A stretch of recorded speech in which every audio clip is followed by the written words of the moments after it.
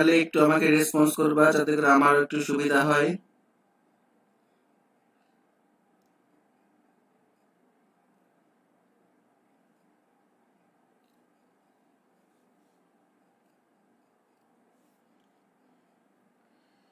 ওকে, ঠিক আছে, সবাই শুনতে পাচ্ছ যখন, তাহলে আমি একটু শুরু করতে পারি আর কি।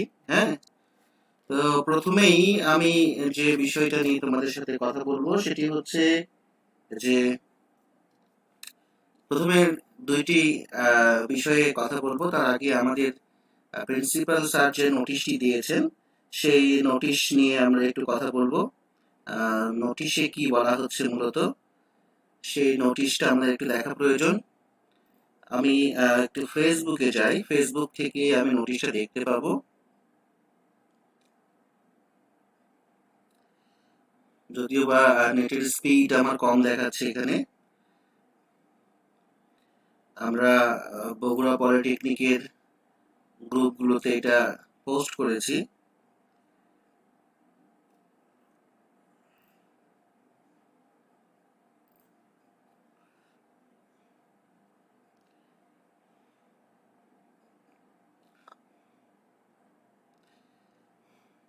ওকে, আমরা নোটিশটা পেয়েছি।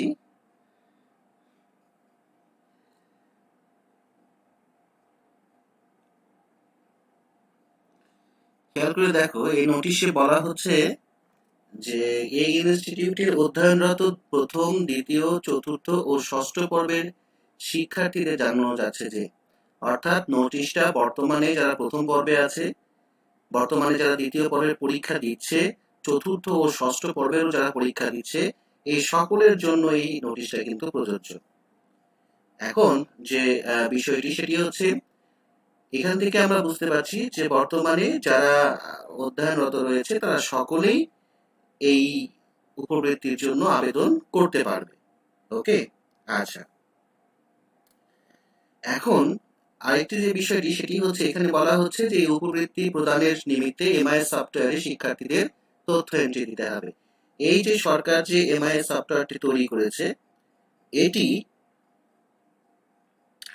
এটি মূলত এমআইএস সফটওয়্যারটি তৈরি করা হয়েছে মূলত শিক্ষার্থীদের কাছে যেন সরাসরি টাকা পৌঁছানো যায়, যার কারণে এই এমআইএস সফটওয়্যারটি তৈরি করা হয়েছে। ঠিক আছে, এখন যে বিষয়টি সেটি হচ্ছে, এই আবেদনে শিক্ষার্থীদেরকে দুইটি আবেদনই করতে হবে। আবেদনের পত্রের যে সফট কপি ডাউনলোডের লিঙ্ক দেওয়া আছে এবং অনলাইনে গুগল ফর্মের লিঙ্ক দেওয়া আছে। একজন শিক্ষার্থীকে দুইটা আবেদনই করতে হবে। বিষয়টা কি ক্লিয়ার হয়ে গেছে? একজন শিক্ষার্থীকে দুইটা আবেদনই করতে হবে। ওকে, আচ্ছা। কেমন? গুগল ফর্ম যেটি দেওয়া হয়েছে সেই গুগল ফর্মও তোমাদেরকে পূরণ করতে হবে, সাথে সাথে তোমাদেরকে একটি হার্ড কপি প্রতিষ্ঠানে জমা দিতে হবে। এখন এই হার্ড কপি যে তোমাদেরকে জমা দিতে হবে সেটি কিভাবে দিবে সেটা আমি পরে আসব।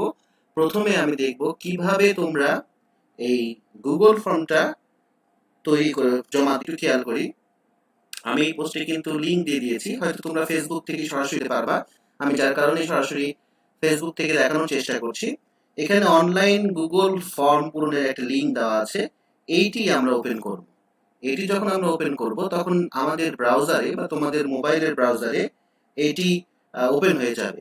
আমি তোমাদের সকল প্রশ্নের উত্তর দিব, শুধুমাত্র এখন একটি একটি করে ধাপ আমরা আগানোর চেষ্টা করব, সেই ধাপগুলো একটু দেখার তোমরা চেষ্টা করবে। ঠিক আছে, আচ্ছা। এখন এই যে আমাদেরকে আমি একটু আগেই বললাম যে যে অনলাইন গুগল ফর্ম পূরণের যে লিঙ্ক, সেই লিঙ্কটি তোমাদেরকে ওপেন করতে হবে। আমার যেহেতু আমি একসঙ্গে লাইভ স্ট্রিম করছি, যার কারণে আমার স্পিড একটু কমে যাচ্ছে। তোমাদের ক্ষেত্রে এই সমস্যাটি হবে না, কারণ লাইভ স্ট্রিমের সাথে সাথে স্ট্রিমিং করা একটু ঝামেলাজনক। তো একটু পরেই তোমরা দেখবা, হ্যাঁ, এই যে আমাদের কাছে এই গুগল ফর্মটি ওপেন হয়ে গেছে। এখন এই গুগল ফর্ম কিন্তু আম, তথ্য দেওয়া যাচ্ছে না, তাই না? গুগল ফর্মে তথ্য দেওয়া যাচ্ছে না কারণ এখানে বলা হচ্ছে যে এই বর্তমানে এই লিঙ্কে তথ্য নেওয়া হচ্ছে না, শিক্ষার্থীদের জন্য এটি একটু পরে খুলে দেওয়া হবে। তো সেটি আমি এখন একটু খুলে দিব, যার কারণে একটু না খুলে দিলে তো আর তোমরা দেখতে পাবে না কিভাবে আমরা এই কাজটি সম্পন্ন করব। তো আমি খুলে দিয়ে তোমাদেরকে এই ফর্মটি পূরণ করার চেষ্টা করে দেখাবো যে কিভাবে ফর্মটি পূরণ করবে তোমরা। আমরা যেহেতু বিপিআই স্টাইপেন্ড সেলের কাজ এটি। উপবৃত্তি সেল বগুড়া পলিটেকনিক ইনস্টিটিউটের, তাই বগুড়া পলিটেকনিক ইনস্টিটিউটের উপবৃত্তি সেলে আমরা অ্যাকাউন্টটির মাধ্যমে প্রবেশ করবো আর কি। এখন আমাকে যে কাজটি করতে হবে, তোমাদের জন্য এটি এখন ওপেন করে দিতে হবে। তবে তোমরা এখন রেসপন্স দিবে না, কারণ রেসপন্স দিলে সমস্যা হবে। আগে দেখে নাও তোমরা কি করবা। আমি অ্যাকসেপ্ট করে দিয়েছি। এখন যদি আমি এটি রিফ্রেশ করি, তাহলে দেখবা যে আমাদের এই ফর্মটি পূরণের মতো করে চালু হয়ে যাবে। তো বলা হচ্ছে যে এখানে ইউ হ্যাভ অলরেডি রেসপন্ডেড। তো আমি যেহেতু রেসপন্স একবার করেছি প্রাইমারি অবস্থায়, যার কারণে এটি দেখাচ্ছে। তো আমি একটু আমার অ্যাকাউন্টটাকে সুইচ করে নেব অন্য একটা অ্যাকাউন্ট থেকে। তোমাদের ক্ষেত্রে এটি করতে হবে না, তোমরা তোমাদের মূল লিঙ্ক থেকেই করতে পারবে আর কি, সমস্যা নেই। তোমাদের যে আছে সেটি করতে পারবে তোমরা। এই যে আমরা ফর্ম, এই যে ফর্মটি উপবৃত্তির জন্য শিক্ষার্থীদের আবেদন ফর্ম, এই আবেদন ফর্ম তোমাদেরকে পূরণ করতে হবে। এখন এখানে বলা হচ্ছে যে অনলাইন ফর্ম পূরণের সর্বশেষ সময় 12 এপ্রিল। 12 এপ্রিলের মধ্যে তোমাদেরকে এই ফর্মটি পূরণ করতে হবে। 12 এপ্রিল রাত 11টা 59 পর্যন্ত এই ফর্মটি পূরণ করা যাবে। এখানে প্রথমেই কিছু নির্দেশনা দেওয়া আছে। এই নির্দেশনাগুলো আমি যেহেতু জানি, তোমরা হয়তো অনেকে জানো না, সুতরাং ভালো করে পড়ে নিবে। এখানে বলা হচ্ছে ফর্ম পূরণের আগে এই নির্দেশনাগুলি মনোযোগ দিয়ে পড়ে নিতে, সকল সেকশনের সকল ফিল্ডের তথ্য এখানে অবশ্যই পূরণ করতে হবে। এই প্রতিটি সেকশনের বিস্তারিত অংশ ভালোভাবে বুঝে তারপর ফিল্ডগুলো পূরণ করুন। এই সব কথাগুলো দেওয়া আছে, এগুলো মনোযোগ দিয়ে তোমরা যখন দেখবে পড়বে তখন বুঝতে পারবে যে আসলে আমাকে শুরু করার আগে কি করতে হবে। তো যাই হোক, আমরা একটু আমি নেক্সট করতে পারবো না, কারণ এগুলো সবগুলোই কিন্তু মাস্ট করে দেওয়া আছে। যখনই অ্যাস্টারিক মার্ক দেখবে তোমরা, তখনই বুঝতে পারবে যে এখানে অবশ্যই এটি তোমাদেরকে পূরণ করতে হবে। তো আমরা হ্যাঁ দিয়ে নেক্সট যখন ক্লিক করব, তখন এই ফর্মের পরবর্তী পেজে আমরা প্রবেশ করতে পারবো। তার আগ পর্যন্ত পারবো না। আমাকে বারবার শিক্ষার্থীরা ফোন দিচ্ছে, একটি ঝামেলাই হচ্ছে আর কি। এখন প্রথমে খেয়াল করে দেখো, এখানে শিক্ষার্থীর নাম বাংলাতে বলা হচ্ছে। এই ফিল্ডে বাংলায় শিক্ষার্থীর নাম জন্ম সনদ অনুযায়ী লিখতে হবে। অর্থাৎ তোমার জন্ম সনদে যেভাবে নামটি দেওয়া আছে সেভাবেই তোমাকে লিখতে হবে। অনেকের ক্ষেত্রে হয়তো জন্ম সনদ নেই বা ঝামেলা হচ্ছে, সেগুলো বিষয়ে প্রশ্নের উত্তরগুলো আমি পরে দিব। প্রথমে আমি ফর্মটা পূরণ করাটা দেখাবো, কিভাবে ফর্মটা পূরণ করবে। এটি কিন্তু শুধুমাত্র বগুড়া পলিটেকনিক ইনস্টিটিউটের জন্য, অন্য কারোর জন্য নয়। সুতরাং এটি খেয়াল রাখবা তোমরা। এটা যারা অন্য প্রতিষ্ঠানের শিক্ষার্থীরা আছো আমার লাইভে, তারা একটু দেখবা যে এটি শুধুমাত্র বগুড়া পলিটেকনিক ইনস্টিটিউটের ফর্ম, তোমাদের ফর্ম হয়তো আলাদা। এখন এখানে বাংলায় নাম লিখতে বলা হচ্ছে, তোমরা তোমার ওখান থেকে নাম লিখবা বাংলাতে। এরপরে এখানে তোমরা দ্বিতীয় ঘরে ইংরেজিতে নাম লিখবা। নাম লেখার সময়, ইংরেজিতে লেখার সময় অবশ্যই খেয়াল রাখবা যেন বড় হাতের সবগুলো অক্ষর বড় হাতের হয়, কারণ বড় হাতের অক্ষর ছাড়া যদি আমি ছোট হাতে দেওয়ার চেষ্টা করি তাহলেই কিন্তু নিবে না। আমি যদি একটু চেষ্টা করি এস.এম. তাহমিদ, তাহলেই খেয়াল করে দেখো বাইরে যখনই ক্লিক করবো তখন দেখাবে আমাকে প্রশ্ন দেখাচ্ছে যে please write according to your birth registration. Birth registration অনুযায়ী তোমাকে লিখতে হবে। তার মানে এখানে উপরের দিকে কিন্তু এই ফিল্ডের কথা বলা হচ্ছে। এই ফিল্ডটি অবশ্যই ইংরেজিতে লিখতে হবে, প্রতিটি শব্দ বড় হাতের অক্ষরে পূরণ করতে হবে। আমি ইংরেজিতে লিখেছি ঠিকই, কিন্তু বড় হাতের অক্ষরে আমি কিন্তু এটি পূরণ করিনি, যার কারণে এটি আমার নিচ্ছে না। সো আমাকে এখানে অবশ্যই বড় হাতের লিখতে হবে। তোমরা যখন ফর্ম পূরণ করবে তখন কিন্তু এগুলো খেয়াল রাখবে প্রতিটা ফিল্ড। আমি ধরে নিলাম এস.এম. তাহমিদ সাদিক, আমার নাম লিখলাম। এবার বলা হচ্ছে শিক্ষার্থীর জন্ম সনদের নাম্বার। এখানে জন্ম সনদের নাম্বারে বিস্তারিত জায়গাতে বলা হচ্ছে নাম্বারটি ইংরেজিতে লিখতে হবে এবং 17টির কম অক্ষর লেখা যাবে না। সুতরাং আমি যদি এখানে 17টির কম অক্ষর লিখি, হয়তো এখানে 17টি অক্ষর আছে, আমি সামনে থেকে যদি দুইটা কেটে দিই, কেটে দিয়ে যদি বাইরে ক্লিক করি, তাহলেই কিন্তু আমাকে মেসেজ দিচ্ছে যে 17 অঙ্ক বিশিষ্ট নাম্বার দিন। তার মানে আমারটি 17 অঙ্ক বিশিষ্ট হয়নি, তার মানে আমাকে এখানে 17টাই দিতে হবে। এখন এখানে যদি আমি এবিসিডি ব্যবহার করি তাহলে কিন্তু আবার হবে না। ধরে নিন দুইটা আমি এ এবং বি দিলাম, দেওয়ার পর পূরণ করার চেষ্টা করছি, তাও কিন্তু নিবে না, কারণ এটি কিন্তু নাম্বার হতে হবে। সুতরাং আমাকে অবশ্যই একটি নাম্বার দিতে হবে। এটি কিন্তু আমার জন্ম সনদের নাম্বার ধরে নিলাম, তোমাদের ক্ষেত্রে তোমাদের জন্ম সনদের নাম্বারটি এটি দিতে হবে। এখন বাইরে ক্লিক করলে আমরা দেখতে পাচ্ছি এটি নিচ্ছে। এভাবে পরবর্তী ফিল্ডে আমাকে শিক্ষার্থীর জন্ম তারিখ দিতে হবে। শিক্ষার্থীর জন্ম তারিখের সময় এখানে ডেট আমি বলেছিলাম যে তোমরা টাইপ করে দিতে পারবা এবং পার্শ্ববর্তী যে ক্যালেন্ডার আছে সেই ক্যালেন্ডার থেকেও তোমরা সিলেক্ট করে দিতে পারবা। ওকে, আচ্ছা। এখন অনেকে বলেছে যে স্যার স্যার যে আমরা লিখতে পারছি না।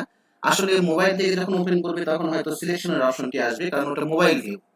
আর এটি হলো ডেস্কটপ ভিউ, কম্পিউটারের ভিউ, যার কারণে আমার কাছে দুইটি অপশনই দেখাবে। আমি কম্পিউটারে সাধারণত সবাই কাজ করে বলে আমি এটি দিয়েছি।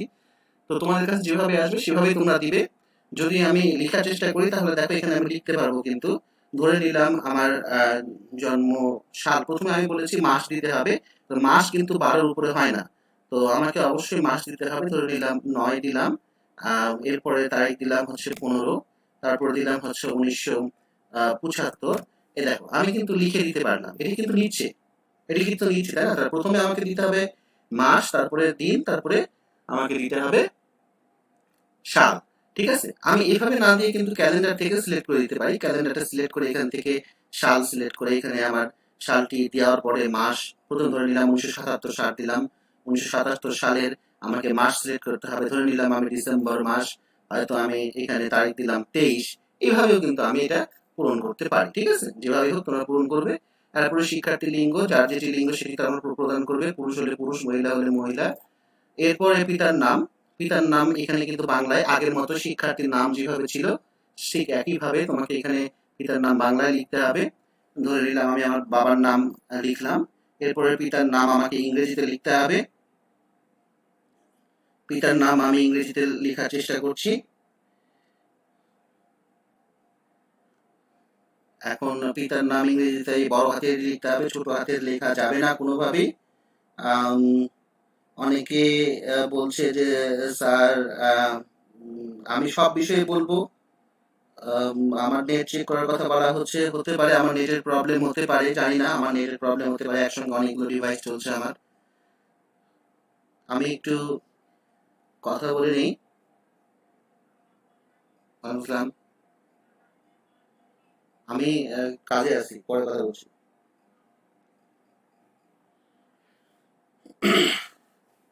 তো যাই হোক, এভাবে পিতার এনআইডি নাম্বার তোমাকে দিতে হবে। পিতার এনআইডি নাম্বার দেওয়ার পরে পিতার জন্ম তারিখ ওই একইভাবে তোমাকে দিতে হবে। হ্যালো, পরে কথা বলছি, কে বলছিলেন?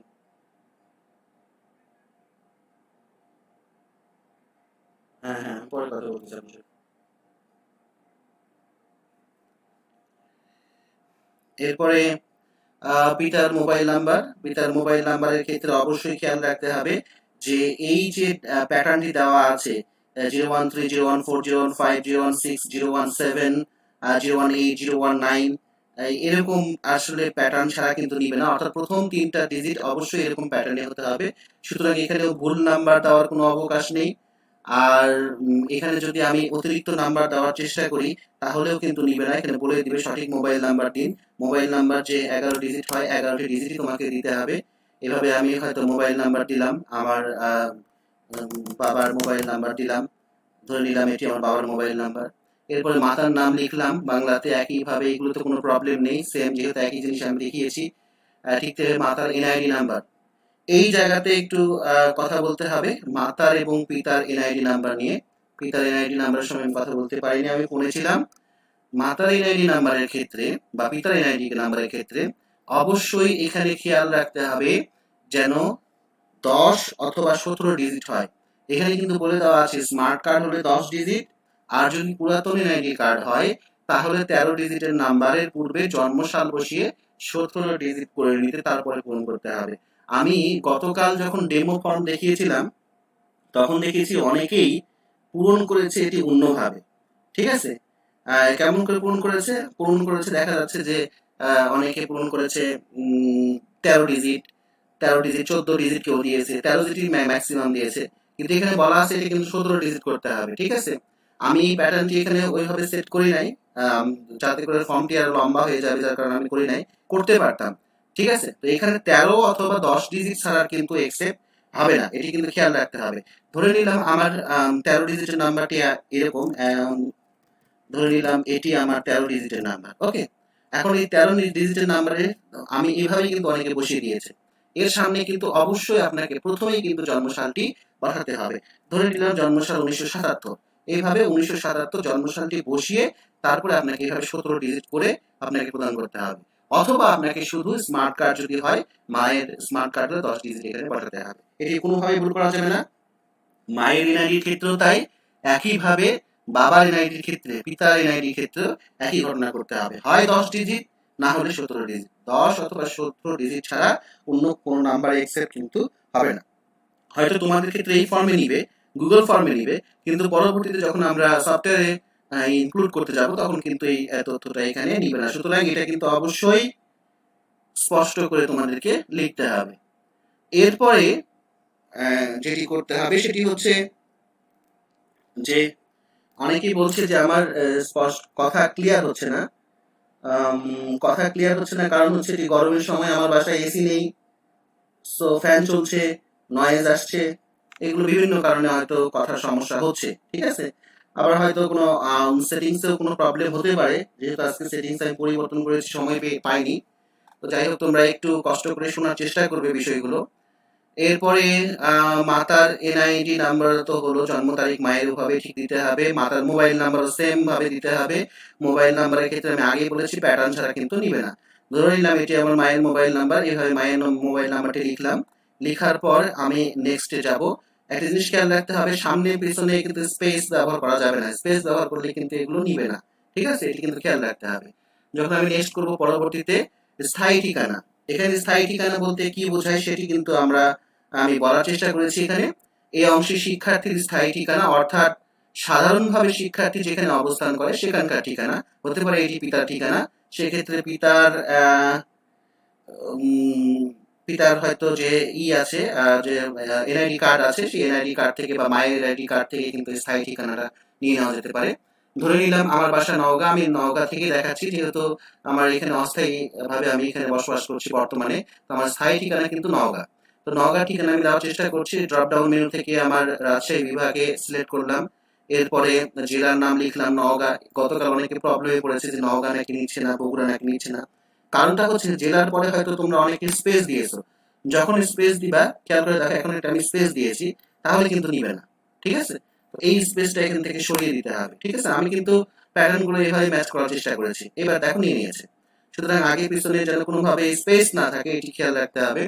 উপজেলার নাম ঠিক একইভাবে মান্দা লিখলাম আমি।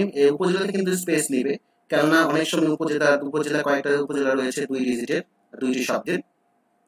এরপরে পৌরসভা বা ইউনিয়নের নাম, ধরে নিলাম আমার পৌরসভার নাম মৈনম, কিংবা আমার এখানে যদি আমার ইউনিয়ন না হয়ে যদি পৌরসভা হতো তোমাদের ক্ষেত্রে, তাহলে অবশ্যই কিন্তু এই যে এখানে লিখে দিয়েছি যে এভাবে লিখতে হবে, ওয়ার্ড নাম্বার 1 সুলতানগঞ্জ পাড়া, এভাবে লিখতে হবে। তোমরা সর্বোচ্চ এভাবে লিখতে পারো যে শুধুমাত্র এই যে ওয়ার্ড নাম্বার 1 এটি কপি করেও তোমরা এখানে পেস্ট করে দিতে পারো সহজে, যদি টাইপ করার ঝামেলায় না যাও।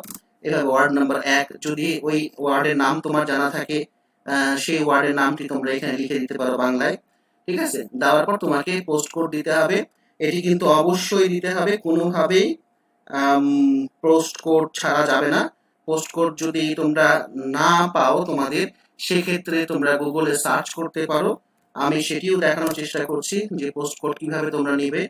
তোমরা লিখে ফেললে গুগলে সার্চ করবে post code Bangladesh, simply search করলেই তোমরা তোমাদের পোস্ট কোড পেয়ে যাবে। অনেকে আমাদের পোস্ট কোড জানে না, তো এখানে পোস্টাল কোর্স উইকিপিডিয়ার একটি লিংক দেওয়া আছে ওয়েবসাইটের, পোস্টাল কোর্স ইন বাংলাদেশ। এটি যদি আমরা ওপেন করি, ওপেন করলে এখানে বাংলাদেশের যে পোস্টাল কোডগুলো সেগুলো ওপেন হয়ে যাবে। তো এখানে ঢাকা ডিভিশনের পর আমি রাজশাহী ডিভিশন দেখার চেষ্টা করছি, নিচে নেমে চলে আসবো, সব পোস্ট কোড কিন্তু এখানে দেওয়া আছে, ঠিক আছে। এরপর ময়মনসিংহ ডিভিশন, ময়মনসিংহের পর হচ্ছে সিলেট এইভাবে চট্টগ্রাম, তারপরে হচ্ছে অনেক বড় লিস্ট আর কি, রংপুর ডিভিশন, রাজশাহী ডিভিশনের আমাদের হচ্ছে নওগাঁ ডিস্ট্রিক্ট, চাঁপাইনবাবগঞ্জ, জয়পুরহাট, নওগাঁ। এই নওগাঁ আমাদের আমার যেটি বের করার চেষ্টা করছি প্রসাদপুর, বান্দা, এই যে নওগাঁ প্রসাদপুর বান্দা, এখানে 6511 হচ্ছে আমার পোস্ট কোড। তা আমি সেই পোস্ট কোডটি এখন এখানে আমি দিব। তো 6511 দিয়েছি আমি পোস্ট কোডটি। তোমরা তোমাদের পোস্ট কোড, এটি কিন্তু 4 ডিজিটের হতে হবে, সামনে কিন্তু 0 বসানো যাবে না, এটিও কিন্তু খেয়াল রাখতে হবে। এরপরে ঠিকানা, স্থায়ী ঠিকানা এটি ধরে নিলাম আমার মইনম বাজার, কিংবা যার যেটি স্থায়ী ঠিকানা সেটি লিখবে। লেখার সময় অনেকে আমি গতকাল ডেমো ফর্মে দেখেছি অবলিক ব্যবহার করেছে, ঠিক আছে? হয়তো পাড়ার নাম লিখেছে, লেখার পর অবলিক ব্যবহার করেছে। এই কথাগুলো আমি কতবার করে তোমাদেরকে বোঝাবো যে এখানে অবলিক মানে হচ্ছে অথবা। আমি এখানে যেমন বলেছি, যেমন কলোনি অথবা মালতীনগর দক্ষিণ পাড়া অথবা সুজাবাদ, এরকম ভাবে লিখতে হবে। তোমরা তা না করে কি করেছো, হয়তো পাড়া হলো ঘোষপাড়া, তোমরা লিখেছো ঘোষপাড়া, অবলিক হচ্ছে পাড়ার নাম লিখেছো বা গ্রামের নাম লিখেছো মইনম বাজার, অবলিক হয়তো ইউনিয়নের নাম লিখেছো মইনম, এইভাবে তোমরা অবলিক দিয়ে দিয়ে লিখেছো। এটা কিন্তু করা যাবে না। আজকে আমি যদিও অবলিকটা তুলে দিয়েছি, এই যে এখানে অবলিক চিহ্নটা দেওয়া দিলে অথবা চিহ্ন দিলে কিন্তু আর নিবে না, ঠিক আছে? কালকের এই সমস্যার কারণে আমি আজকে এই প্যাটার্নটি সেট করে দিয়েছি। তোমরা যদি দিতেই হয় এরকম ভাবে, তোমরা কমা ব্যবহার করতে পারবে। কমা যদি ব্যবহার করো তাহলে কিন্তু নিবে, ঠিক আছে? কমা ব্যবহার করে তোমরা দিতে পারবে। এরপর আমি নেক্সট করব। এরপরে শিক্ষার্থীর আহ, বর্তমান ঠিকানা জানতে চাওয়া হচ্ছে। একইভাবে তোমরা যেহেতু স্থায়ী ঠিকানা দেখালাম, বর্তমান ঠিকানা দেখানোর চিন্তা ভাবনা করছি না, একইভাবে তোমরা এটিও পূরণ করতে পারবে। বর্তমান ঠিকানা পূরণ করা হয়ে গেলে পরবর্তী ফিল্ড হচ্ছে পূর্ববর্তী শিক্ষা তথ্য। এটি খুবই গুরুত্বপূর্ণ একটি অংশ। এই বিষয়টি নিয়ে একটু আমি ডিটেলস আলোচনা করব, যাতে করে সমস্যা তোমাদের না হয়। এই পূর্ববর্তী শিক্ষা তথ্য আসলে কি, এখানে আমি ডিটেলস এর ট্যাবে কিন্তু এটি লিখে দেওয়ার চেষ্টা করেছি যে এই অংশের শিক্ষার্থীকে বর্তমান পর্বের আগের বা পূর্বের শিক্ষা তথ্য দিতে হবে। এটি যদি আমি আরেকটু জুম করার চেষ্টা করি, বড় করে দেখানোর চেষ্টা করি, যেহেতু ইউটিউব লাইভ, সেক্ষেত্রে এখানে বলা হচ্ছে যারা বর্তমানে ষষ্ঠ পর্বে অধ্যয়নরত, এই ষষ্ঠ পর্বের ক্ষেত্রে কিন্তু বর্তমান শিক্ষা তথ্য হবে পঞ্চম পর্বের তথ্য, ঠিক আছে?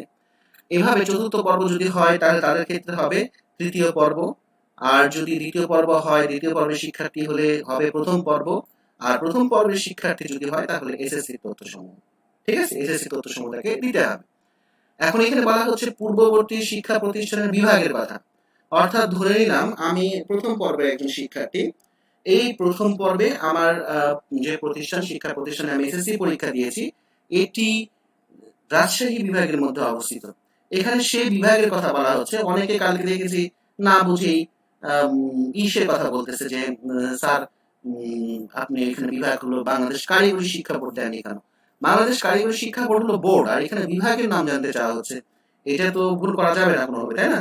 সুতরাং এখানে সেই শিক্ষা প্রতিষ্ঠান যেখানে অবস্থিত সেখানকার সেটি যে বিভাগের মধ্যে পড়েছে সেই বিভাগ সিলেক্ট করতে হবে।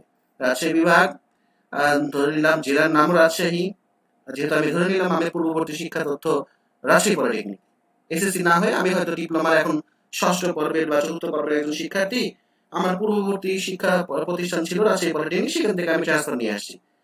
চতুর্থ পর্বের শিক্ষার্থী, তৃতীয় পর্বে আমি রাজশাহী পলিটেকনিক থেকে ট্রান্সফার নিয়ে আসছি। সেক্ষেত্রে রাজশাহী হবে বিভাগ, তারপরে জেলা রাজশাহী, রাজশাহী সদরের মধ্যে পলিটেকনিকটি অবস্থিত, প্রতিষ্ঠানের নাম হচ্ছে রাজশাহী পলিটেকনিক ইনস্টিটিউট। স্কুল যদি হয় এসএসসির ক্ষেত্রে তোমরা তোমাদের স্কুলের নাম লিখবে হবে, যে হয়তো মইনম বহুমুখী হাই স্কুল বা যে স্কুল তোমাদের আছে, যে নাচল হাই স্কুল বা যাই যেটি হয় সেই স্কুলের নাম তোমরা লিখবে। উত্তীর্ণ হওয়ার বছর, যে ধরে নিলাম চতুর্থ পর্বের যদি শিক্ষার্থী হয় তারা 2019 সালে তৃতীয় পর্বে উত্তীর্ণ হয়েছে, 2020 সালে তো পরীক্ষা হয়নি। আর যদি 2020 সালে পরীক্ষা হয়ে থাকে তোমাদের, তাহলে 2020 সাল দিবে যে সালে তুমি উত্তীর্ণ হয়েছে তৃতীয় পর্বে। এখন অনেকে হয়তো বলতে পারো যে স্যার আমি তো উত্তীর্ণ হইনি।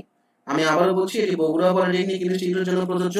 বগুড়া পলিটেকনিক সকল শিক্ষার্থীর তথ্য কালেক্ট করার কথা চিন্তা করেছে, সংগ্রহ করার কথা চিন্তা করেছে। সুতরাং কোন স্টুডেন্ট যদি তৃতীয় পর্বে রেফার্ড খেয়ে থাকে বা ফেল করে থাকে, কিংবা প্রথম পর্বে রেফার্ড খেয়ে থাকে বা ফেল করে থাকে, কিংবা পঞ্চম পর্বে ফেল করে থাকে বা রেফার্ড খেয়ে থাকে, তারাও কিন্তু আবেদন করতে পারবে।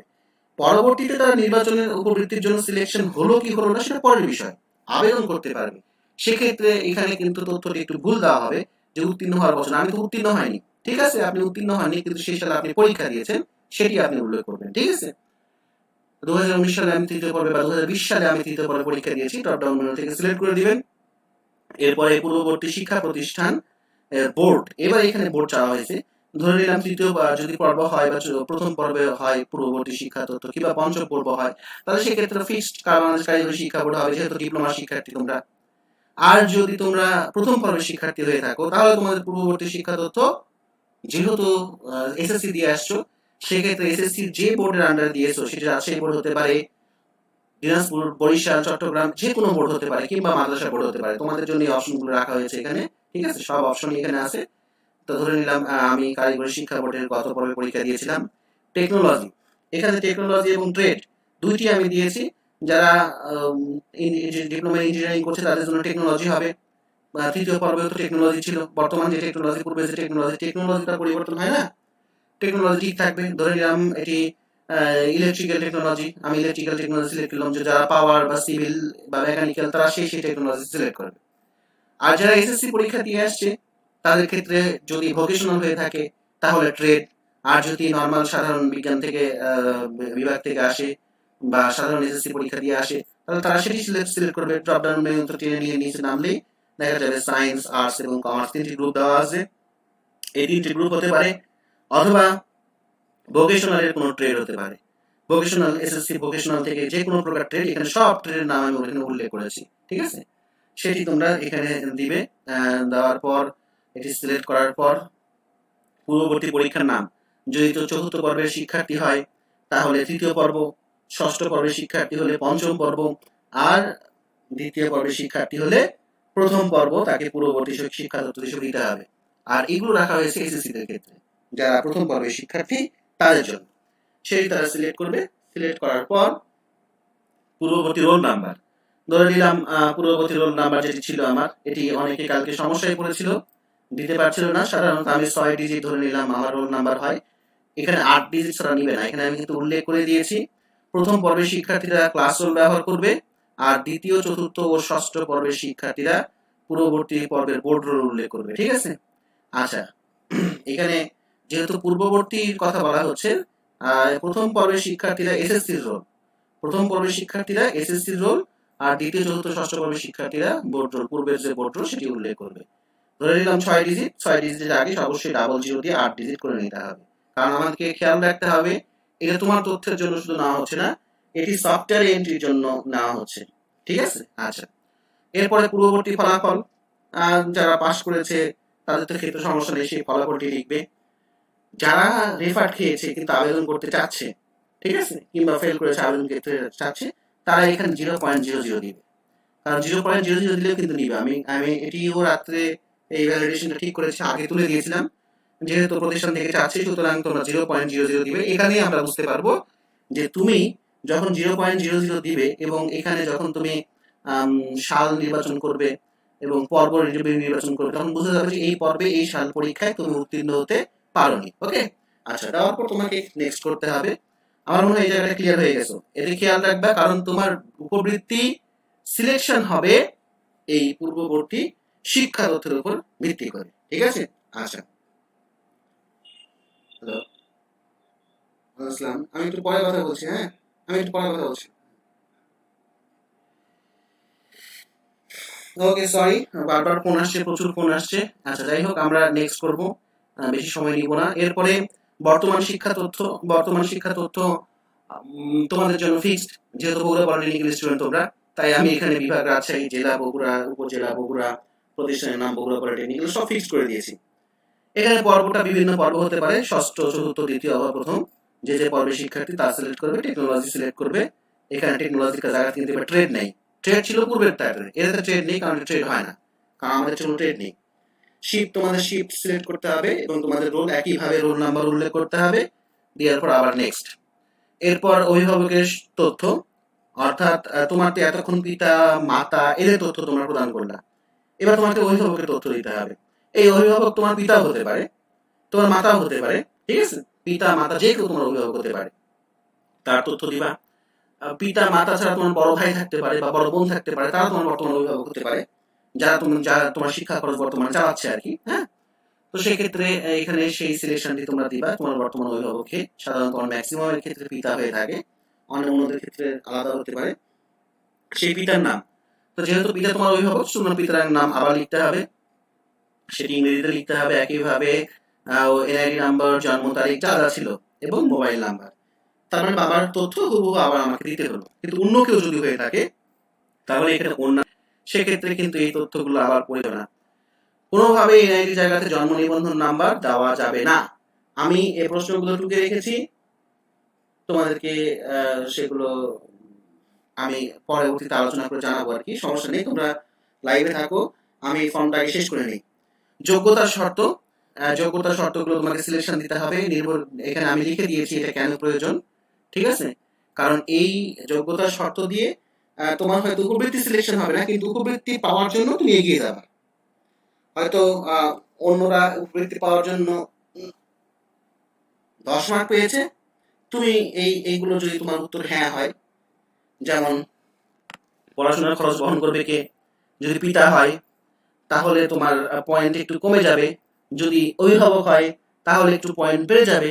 কেন বেড়ে যাবে? কারণ বুঝতে পারবে সিলেকশন কমিটি তোমার কোনো সমস্যা আছে, আপনি কি বাংলাদেশের কোনো ক্ষুদ্র নৃগোষ্ঠীর অন্তর্ভুক্ত কিনা, ঠিক আছে? যদি এটা হ্যাঁ হয় তাহলে তোমার প্রায়োরিটি থাকবে, প্রাধান্য থাকবে উপবৃত্তির জন্য, আর যদি না হয় তাহলে প্রাধান্যটা জেনারেলদের মতো হয়ে যাবে। এখন কি আমি ইচ্ছা করলে হ্যাঁ দিতে পারবো? না। আপনি যদি ক্ষুদ্র নৃগোষ্ঠীর অন্তর্ভুক্ত না হন তাহলে কেমন করে আপনি এটা দিবেন? ক্ষুদ্র নৃগোষ্ঠী বলতে ওই যে গারো, চাকমা, এই যে আদিবাসী গুলো আমাদের আছে না, এরা তো আমাদের বাংলাদেশের গোষ্ঠী, তাই না? কিন্তু এরা হলো ক্ষুদ্র গোষ্ঠী, ঠিক আছে? এই জন্য এদের ক্ষুদ্র গোষ্ঠী অন্তর্ভুক্ত করা হয়েছে। এই ধরনের যদি গোষ্ঠী হয় তাহলে তোমাদের প্রায়োরিটি প্রাধান্য দিতে পারবে। মুক্তিযোদ্ধা পরিবারের সন্তান কিংবা মুক্তিযোদ্ধার প্রজন্ম যদি হয়, যদি তাহলে সেক্ষেত্রে হ্যাঁ দিবে, তাহলে না দিবে। এ যদি হয়ে থাকে তাহলে অবশ্যই সে প্রাধান্য পাবে, কারণ তারা বীর মুক্তিযোদ্ধা পরিবারের সন্তান তারা। আপনি কি অন্য কোনো উৎস হতে বৃত্তি বা উপবৃত্তি পান কিনা? অন্য কোনো বৃত্তি বা উপবৃত্তি যদি পেয়ে থাকেন তাহলে হ্যাঁ দিবেন, আর যদি না পান তাহলে না দিবেন। এখানে হ্যাঁ বা না নির্ভর করছে অন্য বৃত্তির কথা এখানে বললে, এটি কিন্তু সরকারি বৃত্তির কথা বলা হচ্ছে। অন্য কোনো বৃত্তি বা প্রবৃত্তির ক্ষেত্রে সরকারি কথা বলা হচ্ছে, বেসরকারি কোনো বৃত্তি প্রবৃত্তি নয়, ঠিক আছে? হয়তো আপনি ডাচ বাংলা ব্যাংক থেকে উপবৃত্তি পাচ্ছেন, কিংবা কোনো একটা এনজিও থেকে পাচ্ছেন, সেটি এখানে বড় বিষয় নয়। আপনি সরকারি কোনো প্রতিষ্ঠান থেকে বৃত্তি বা প্রবৃত্তি পাচ্ছেন কিনা সেটি আপনাকে চিন্তা করতে হবে। সেক্ষেত্রে সবার ক্ষেত্রে, ম্যাক্সিমাম ক্ষেত্রে না হবে। আপনার কি কোনো শারীরিক প্রতিবন্ধকতা আছে? যদি হ্যাঁ হয় তাহলে হ্যাঁ দিবেন, আর না হলে না। এখানে মনে রাখবেন যেগুলো আপনার হ্যাঁ হবে উত্তর, এই ক্ষুদ্র নৃগোষ্ঠী, মুক্তিযোদ্ধা পরিবারের সন্তান কিংবা শারীরিক প্রতিবন্ধকতা, হ্যাঁ হলেই কিন্তু আপনাকে ডকুমেন্ট প্রমাণ দিতে হবে, জমা দিতে হবে, ঠিক আছে? হ্যাঁ হলেই ডকুমেন্ট জমা দিতে হবে প্রমাণ করার জন্য, কারণ আপনি প্রায়োরিটি দিবেন, প্রাধান্য দিবেন উপবৃত্তির জন্য, ডকুমেন্ট আপনাকে শো করতে হবে।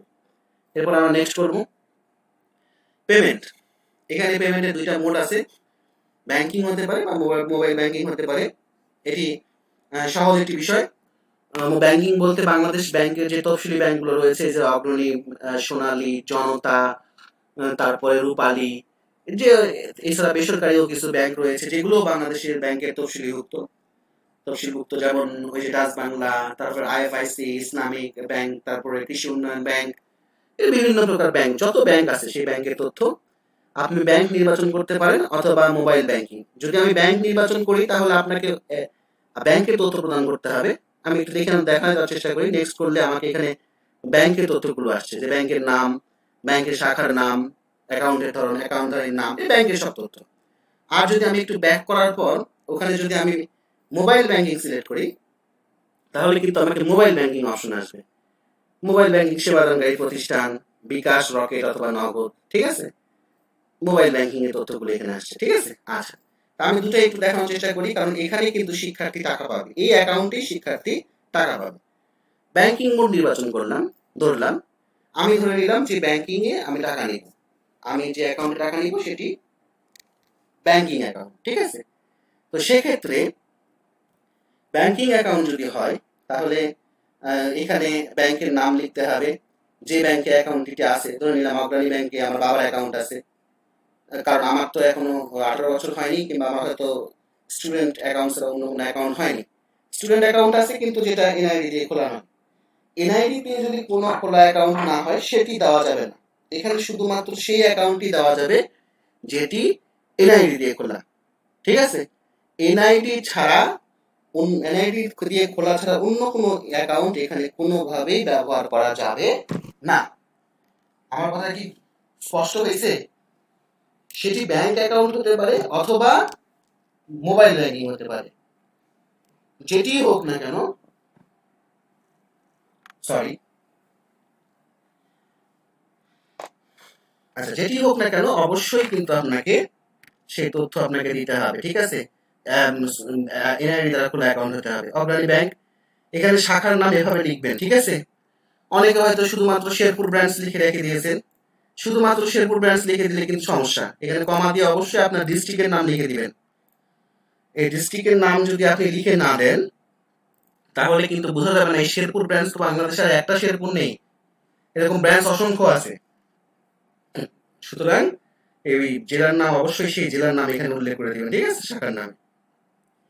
অ্যাকাউন্টের ধরন সঞ্চয়ী হতে পারে, চলতিও হতে পারে। আপনি চলতি হিসাবেও টাকা নিতে পারেন বা সঞ্চয় হিসাবে নিতে পারেন। আপনার অ্যাকাউন্টে যেটি সেটি আপনাকে দিতে হবে। অ্যাকাউন্টের নাম ধরে নিলাম, আমার অ্যাকাউন্টে দিয়েছি আমার অ্যাকাউন্টের এনআইডি নাম্বার, এখানে 10 ডিজিট ব্যবহার করেছি। যদি আমার স্মার্ট কার্ড হয়, স্মার্ট কার্ড দিয়ে খুলে থাকি তাহলে 10 ডিজিট, তা না হলে 17 ডিজিট। 10 অথবা 17, এনআইডি অলওয়েজ 10 অথবা 17। এবার অ্যাকাউন্টের নাম্বার, এখানে অ্যাকাউন্টের নাম্বার হয়তো এরকম হতে পারে 1 2 3 4 হাইফেন দেওয়া আছে, তারপরে হয়তো আবার এরকম 6 ডিজিট দেওয়া আছে, ঠিক আছে? আচ্ছা, 6 ডিজিট বা 7 ডিজিট। যদি 6 ডিজিট যদি না নেয় তাহলে বামে একটা জিরো দিয়ে আমাকে 7 ডিজিট করতে হবে। এখানে হাইফেনটা নিবে না, হাইফেনটা কেটে দিতে হবে, তাহলে কিন্তু নিয়ে নিবে, ঠিক আছে? আচ্ছা, এভাবে অ্যাকাউন্ট নাম্বার আমি দিব হাইফেন ছাড়াই। হাইফেন থাকলেও হাইফেন দেওয়া যাবে না, হাইফেন বাদ দিয়ে তোমাকে দিতে হবে, সরাসরি নাম্বারটিকে বসাতে হবে। নেক্সট, এবার অ্যাকাউন্টের নিশ্চয়ন, এটা হলো অ্যাকাউন্টের নিশ্চয়ন করবে। তার আগে আমি একটু ইটা দেখে আসবো, মোবাইল ব্যাংকিংটা দেখে আসবো। মোবাইল ব্যাংকিং যেহেতু ম্যাক্সিমামের ক্ষেত্রে আমি একটু ব্যাক করে যাচ্ছি পেজ দুটাতে। এখানে ব্যাংকিং মোড সিলেক্ট না করে আমি মোবাইল ব্যাংকিং সিলেক্ট করব। মোবাইল ব্যাংকিং যখন আমি এখানে সিলেক্ট করব তখন প্রথমে মোবাইল ব্যাংক সেবাদানকারী প্রতিষ্ঠান। আমি বারবারই বলছি যে এই প্রত্যেকটা সেকশনের কথাগুলো পড়তে হবে। আমি পড়ছি না কারণ আমার এগুলো সব জানা আছে। মোবাইল ব্যাংকিং সেবাদানকারী প্রতিষ্ঠান, তার আবার বিস্তারিত বিবরণ এখানে পড়তে হবে কি বলা হচ্ছে, ঠিক আছে? তো এখানে 3টি অ্যাকাউন্ট দেওয়া যাবে মোবাইল ব্যাংকিং হিসেবে, বিকাশ, রকেট অথবা নগদ। আমার পরামর্শ থাকবে বিকাশ অথবা রকেট দেওয়ার জন্য, কেননা ম্যাক্সিমাম ক্ষেত্রে নগদের ক্ষেত্রে এনআইডি লাগে না। এনআইডি ছাড়া যদি অ্যাকাউন্ট হয় কোনোভাবেই সেটা গ্রহণযোগ্য হবে না, এনআইডি ছাড়া।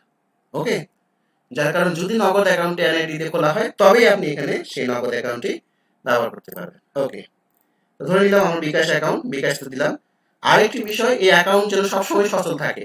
আপনি একটা মোবাইল ব্যাংকিং অ্যাকাউন্ট দিয়ে দিলেন, অথচ এই অ্যাকাউন্টটি যখন টাকা প্রদান করা হচ্ছে তখন অ্যাকাউন্টটি বন্ধ পাওয়া গেছে, তাহলে কিন্তু ওই যে বাউন্স ব্যাক হবে, আপনি টাকা পাবেন না। যেটি গত 2-3 দিন আগে গত বছরের একটি নোটিশ দেখা গেছে যে প্রায় 990 জন শিক্ষার্থী টাকা পায়নি, ঠিক আছে? তো এরকম ঘটনা কিন্তু ঘটে যাবে। সুতরাং সেটি আপনারা খেয়াল রাখবেন যাতে অ্যাকাউন্টটি সচল থাকে। অ্যাকাউন্টধারীর এনআইডি নাম্বার আপনাকে দিতে হবে। এনআইডি নাম্বার ওই একইভাবে 10 ডিজিট অথবা 17 ডিজিট এবং 11 ডিজিটের একটি মোবাইল নাম্বার বা অ্যাকাউন্ট নাম্বার। অ্যাকাউন্ট নাম্বার 11 ডিজিটের বেশিও হতে পারে, সামনে পিছনে হয়তো অন্য কোনো ডিজিট দেওয়া আছে। আচ্ছা, নিয়ে নিয়েছে। আচ্ছা, নেক্সট করে দিলাম। এবারে মোবাইল ব্যাংকিং অ্যাকাউন্ট নিশ্চয়ন, যে আপনি যে মোবাইল ব্যাংকিং অ্যাকাউন্টের তথ্য প্রদান করলেন তা কি সত্যি এনআইডি দিয়ে খোলা? আপনি কিন্তু এখানে বলেই দিচ্ছেন যে হ্যাঁ খোলা। এরপরে যদি খোলা না হয়, টাকা যদি না পান, সম্পূর্ণ দায়ভার আপনার, বগুড়া পলিটেকনিক কোনো দায়ভার নেবে না। নেক্সট, এরপরে আপনাকে ডকুমেন্ট দিতে হবে। এই জায়গাটা কি ইম্পর্টেন্ট, তাই তো? এই ডকুমেন্টের জায়গাটা অনেকে বুঝতে পারছে না, আমি অন্য ট্যাবগুলো কেটে দিচ্ছি। আচ্ছা, এই ফর্মে আবার চলে আসলাম। এখানে হচ্ছে আপনার পাসপোর্ট সাইজের ছবি দিন। তার আগে এখানে আরেকটি কথা বলা হয়েছে যে এমআইএস সফটওয়্যারের সকল শিক্ষার্থীর ছবি আবশ্যিকভাবে আপলোড করতে হবে, তাই আপনার ছবি এই অংশে আপলোড করুন। আমি তো ছবি আপলোড করবো এখানে। ওকে, আচ্ছা। আর হচ্ছে 8 নম্বর সেকশনের যোগ্যতা শর্তসমূহ, অর্থাৎ যে ক্ষুদ্র নিগোষ্ঠীর বাসিন্দা, মুক্তিযোদ্ধার সার্টিফিকেট, সমাজসেবা অধিদপ্তরের পরিচয়পত্র, ঠিক আছে? এগুলো জিমেইল আকারে অ্যাটাচ করুন, ঠিক আছে? এখানে অ্যাটাচ করতে হবে। সাবমিট, মনে রাখবেন প্রতিটি ফাইলের সাইজ সর্বোচ্চ হবে 500 কিলোবাইট। 500 কিলোবাইট হবে এগুলো, এইগুলো হবে 500 কিলোবাইটের এবং এই মেইলে সেন্ড করতে হবে। কারণ এগুলো সবার ক্ষেত্রে হয় না। ক্ষুদ্র নিগোষ্ঠীর বাসিন্দা, মুক্তিযোদ্ধা সার্টিফিকেট, সমাজসেবা অধিদপ্তরের মানে প্রতিবন্ধী শিক্ষার্থী সবাই হয় না, শুধু তারা সেন্ড করবে, অন্যদেরকে সেন্ড করতে হবে না, অন্যদেরকে সরাসরি জমা দিতে হবে। এখন এখানে ছবির ক্ষেত্রে আমি এখানে শুধুমাত্র ছবি, যেহেতু ছবি সকলের জন্য প্রযোজ্য, ছবির অপশন রেখেছি। এই ছবি কিভাবে আপলোড করব, ঠিক আছে? এই ছবি আপলোড করার জন্য প্রথমে আমাকে যে কাজটি করতে হবে, এই ওয়েবসাইটে যাব আমি, যেহেতু আমার ছবির বলা হয়েছে 150 কিলোবাইট মাপ হতে হবে। 100 সাইজ হবে সর্বোচ্চ 150 কিলোবাইট, আর 2 ইঞ্চি বাই 2 ইঞ্চি। আচ্ছা, আমি আমার ডেস্কটপ থেকে আমার একটা ছবি দেখিয়ে বর্ণনা করি। এখানে আমার ছবি রাখা আছে দুইটি, সম্ভবত দেখা যাচ্ছে আমার ছবি দুটি। আমি আরো একটু বড় করি, দেখা যাচ্ছে এই যে আমার দুইটি ছবি আমি দেখতে পাচ্ছি। এখন এই দুইটা ছবির একটু সাইজ দেখি, পাসপোর্ট সাইজ ছবি। আমি যদি ছবিতে ক্লিক করে এর প্রপার্টিজ দেখার চিন্তা করি, প্রপার্টিজ সবার শেষে প্রপার্টিজ, একবারে অপশনে বাম রাইটের বাম সাইড ক্লিক করার পর, left button right button click করার পর প্রপার্টিজে যাব। প্রপার্টিজে যাওয়ার পর আমি কিন্তু এই ছবি দেখছি, মাই ফটো, ওকে, এই ছবি দেখছি। তো প্রপার্টিজে দেখতে পাচ্ছি 1.60 মেগাবাইট, 1.60 মেগাবাইট, কিন্তু ওখানে কিন্তু বলা হয়েছিল কত নিবে, 150 কিলোবাইট। তার মানে কত বড় ছবি আমারটা, আমারটি কিন্তু অনেক বড় ছবি, তাই তো? এত বড় ছবি দেখ, 1.60 মেগাবাইট সাইজ, তাহলে এত বড় সাইজের ছবি তো নিবে না, এক। দ্বিতীয় হচ্ছে আমার এই ছবির মাপ, আমি এই যে প্রপার্টিসটা দেখছি এখানে ডিটেলসে গেলে দেখতে পাবো। ডিটেলস ট্যাবে যখন আমি ক্লিক করব, জেনারেল ট্যাবে ছিল তো, ডিটেলস ট্যাবে ক্লিক করব। ডিটেলস ট্যাবে যখন আমি ক্লিক করব তখন দেখতে পাবো এই ছবির মাপ হচ্ছে 2968 × 2970 পিক্সেল, 2968 × 2970 পিক্সেল, ওকে। আচ্ছা, এটি একটু মনে রাখতে হবে, একটু মনে রাখতে হবে। তার মানে ধরে নিলাম দুটা প্রায় 3000 এর কাছাকাছি, 3000 × 3000। আচ্ছা, এখন এই পরবর্তী ছবিটা দেখি, এই ছবিটার মাপ আমার কত। এই ছবিটার সাইজ হচ্ছে 39 কিলোবাইট, 39 কিলোবাইট, এবং এর ডিটেলসে আমরা দেখতে পাচ্ছি প্রায় কাছাকাছি 500 নিচে, 476 × 476, 476 × 476, মানে 500 নিচে, ঠিক আছে, 500 নিচে পিক্সেল আছে উচ্চতা এবং দৈর্ঘ্য এবং প্রস্থ আর কি, হ্যাঁ, দৈর্ঘ্য প্রস্থ 500 নিচে আছে আর কি, 600 তো নিচে অবশ্যই আছে। আচ্ছা, তার মানে এটি 600 নিচে আর 3000, তার মানে আমরা দেখতে পাচ্ছি এটি 50 কিলোবাইটেরও ছবি না, 39 কিলোবাইট মাত্র, আর এটি কিন্তু প্রায় 1.5 মেগাবাইট। আবার এটি সাইজ 3000, বড়, 3000 করে পিক্সেল দৈর্ঘ্য প্রস্থে, আর এটি মাত্র 400 করে, দুইটা ছবি। এখন যে কাজটি করতে হবে আমাকে, ধরে নিলাম আমি এই ছবি আপলোড করব। এই ছবি আপলোড করতে গেলে সমস্যা আছে, কারণ এটা পাসপোর্ট সাইজের মাপ নয়, কারণ এটা পাসপোর্ট সাইজ হবে না এই ছবি, ওকে। পাসপোর্ট সাইজ কিভাবে করতে হবে আমি সেটা দেখাচ্ছি। এই যে আমি এখানে ওয়েবসাইটটা দিয়েছি, এই ওয়েবসাইটে ক্লিক করতে হবে। এই ওয়েবসাইট ক্লিক করলে ওয়েবসাইটটি ওপেন হয়ে যাবে, পিক রিসাইজ। এখন এখানে আমি এই যে drug and drop file hair, এখানে আমি ক্লিক করব। এখানে ক্লিক করলেই আমাকে কম্পিউটারে প্রবেশ করাবে। কম্পিউটারে আমি ডেস্কটপ সিলেক্ট করব। ডেস্কটপে আমি ছবি রেখেছি, মাই ফটো। মাই ফটো সিলেক্ট করার পর এইটা কিন্তু পাসপোর্ট সাইজের নয়।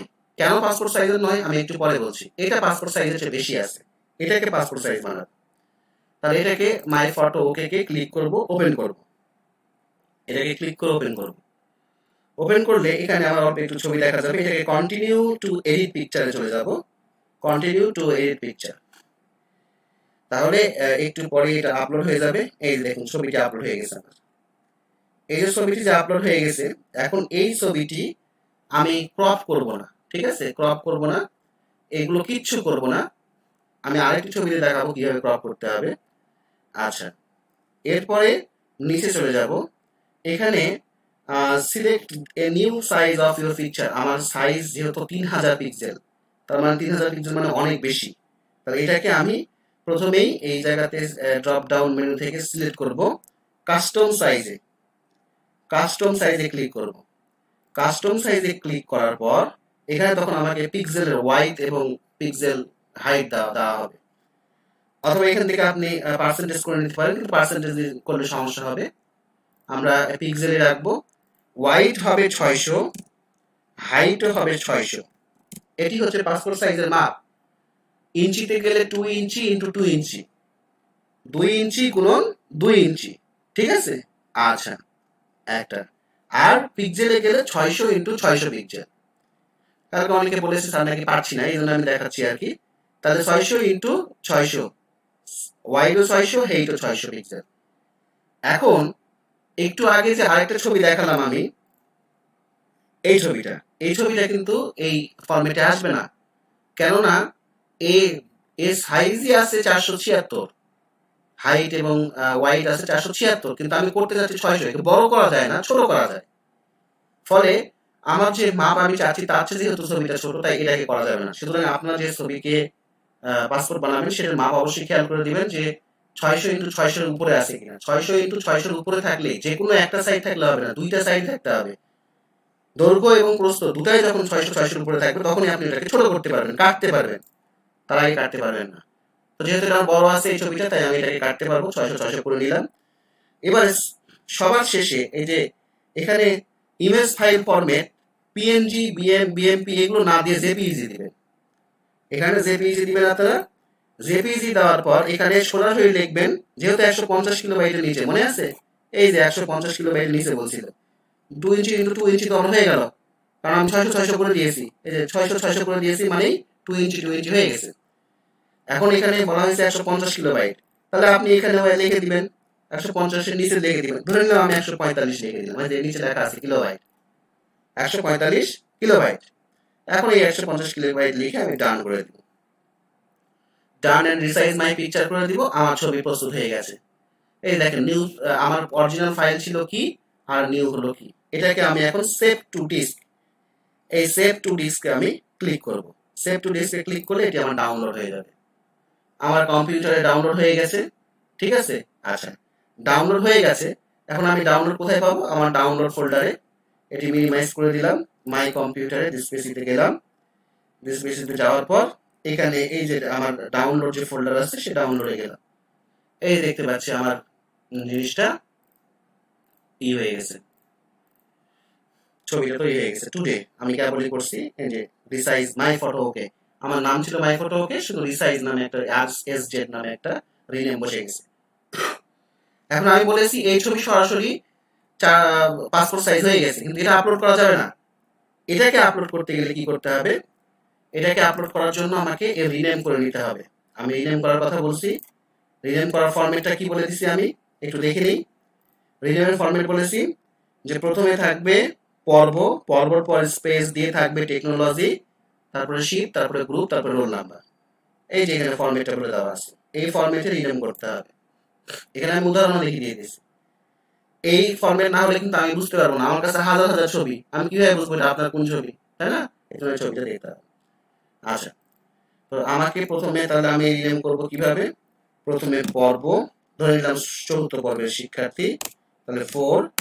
ধরে নিলাম সিভিলের শিক্ষার্থী, সিটি স্পেস শিফট ধরে নিলাম ফার্স্ট শিফটের শিক্ষার্থী 1 স্পেস গ্রুপ ধরে নিলাম বি গ্রুপের শিক্ষার্থী বি স্পেস, এবার আমার রোল নাম্বার 660550, এটি হলো। বাস, আমার রিনেম হয়ে গেছে ছবিটা। এবার এই ছবিটি আমি আপলোড করব এই জায়গাতে। এখন আমার এখানে আপলোড করার অপশন আমাকে দিচ্ছে না, কারণ হচ্ছে আমি এর আগে একবার ছবিটা আপলোড করেছি, যার কারণে আমাকে দিচ্ছে না। আমাকে ওটা যখন আমি রিমুভ করে দিব আমার সিস্টেম থেকে, তাহলে এটা নিবে, কারণ একবার আপলোড করা হলে দ্বিতীয়বার আর এটি আপলোড করা যাবে না। ঠিক আছে, দ্বিতীয়বার এটি আপলোড করা যাবে না, সুতরাং এটি তোমাদের খেয়াল রাখতে হবে। আমি আর ব্যাকে যাচ্ছি না। আমার মনে হয় এই প্রসিডিউরটা তোমরা পারবা নিজেরাই। ঠিক আছে, আর তারপরেও যদি না পাও, শুধু এই জায়গাটা আমি দরকার হলে আবার দেখানোর চেষ্টা করব। আবার থেকে সিস্টেম থেকে এটি রিমুভ করতে হবে আর কি। সিস্টেম থেকে রিমুভ না করলে হবে না। আমার একটা রেসপন্স আগে দেওয়া ছিল, সেই রেসপন্সে আমি ডিলিট না করলে আমি পারবো না এটা আর কি। হ্যাঁ, অনেকে একজন স্মৃতি একজন অলরেডি রেসপন্স দিয়ে দিয়েছে, এই কারণে বললাম যে আগে না দেখেই রেসপন্স দিয়ে দিচ্ছে, এটাই আমার কাছে বিরক্তি লাগে। হ্যাঁ, যাই হোক, আমি সিস্টেম থেকে তাহমিদ সাদিককে রিমুভ করে দিলাম। এরপরে আমি যখন এখানে রিলোড দিব, তখন আমাকে প্রথমে সিস্টেমের প্রথমে নিয়ে চলে যাবে। ঠিক আছে, এটা একটু সমস্যা। এইগুলো আবার পূরণ করে আসতে হবে আর কি। তো না আসলে কিন্তু আবার এগুলো নিবে না। বাংলায় নাম তো বাংলায় নাম ছাড়া নিবে না। তো আমি এখন ডেমো হিসাবে একটু অন্য নাম দেওয়ার চেষ্টা করছি আর কি। তোমরা এগুলো মাইন্ড করবা না। ঠিক আছে, যে কোনো একটা জিনিস দিয়ে আমি জাস্ট পূরণ করে যাচ্ছি আর কি। দেখো ওই জায়গাতে আমাকে যেহেতু যেতে হবে।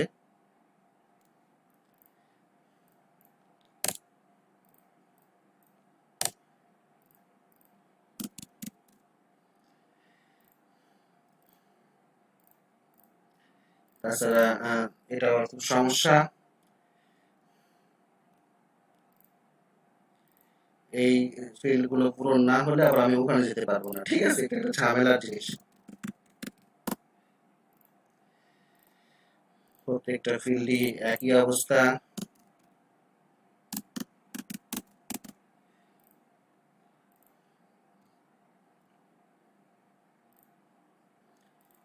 বাংলা নাম নেয়নি, ইংরেজিতে নাম লিখেছি, নেয়নি। আচ্ছা, মাদার্স নেম ইংরেজি, এনআইডি নাম্বার, জন্ম তারিখ 17-10 ডিজিট হতে হবে। এগুলো খুব ঝামেলা। 018। যাই হোক, স্থায়ী ঠিকানা একটু লিখে দিলাম আর কি, যা নেয় নিবে।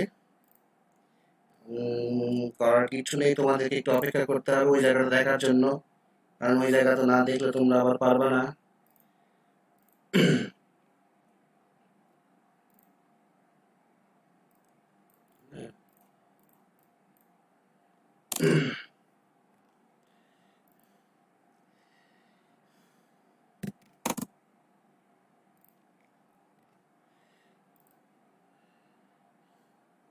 বর্তমান ঠিকানা,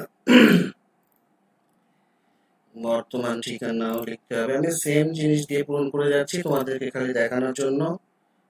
তাছাড়া করার কিছু নেই, যেহেতু তাছাড়া সময় পার হয়ে যাচ্ছে, 1 ঘন্টার বেশি লাইভ হবে না, আমাকে আবার আসতে হবে। তাছাড়া তো সমস্যা। পূর্ববর্তী শিক্ষা প্রতিষ্ঠান যা আছে আমি সবকিছু সেম জিনিস দিয়ে পূরণ করে যাচ্ছি।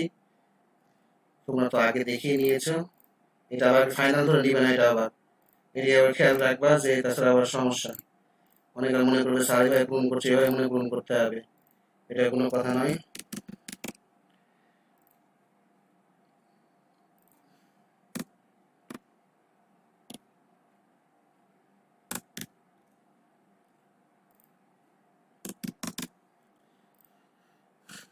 শুধু এই ইটা দেখানোর জন্যই আমি করছি, ছবিটা আপলোড করবা কিভাবে তোমরা।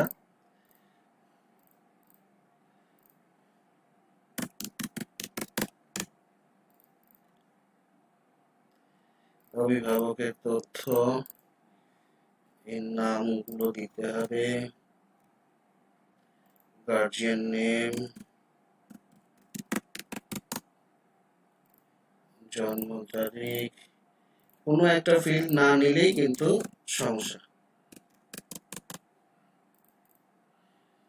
আচ্ছা, এবার যোগ্যতার শর্ত চলে আসছি মোটামুটি, আর 1 মিনিটের মধ্যে আমি পৌঁছে যাবো ওখানে। এটা তোমাদেরকে একটু সাবধানতার সহিত পার হতে হবে। পেমেন্টের বিবরণ আমি মোবাইল ব্যাংকিং এটাই সহজেই হবে। মোবাইল ব্যাংকিং, বিকাশ, এনআইডি নাম্বার। এবার হলো অ্যাকাউন্ট নাম্বার,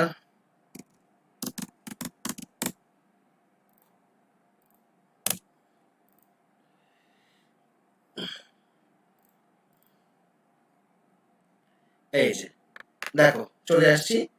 এইবার কিন্তু আমার এখানে এই অ্যাড ফাইল অপশনে অ্যাড ফাইলটি অ্যাড করা যায়। এতক্ষণ পর্যন্ত করা যাচ্ছিল না, কারণ আগে আমার করা ছিল। তাহলে আমার তো ছবিটা সাইজ হয়ে গেছে, এই যে সাবে রিনেম করে নিয়েছি আমি।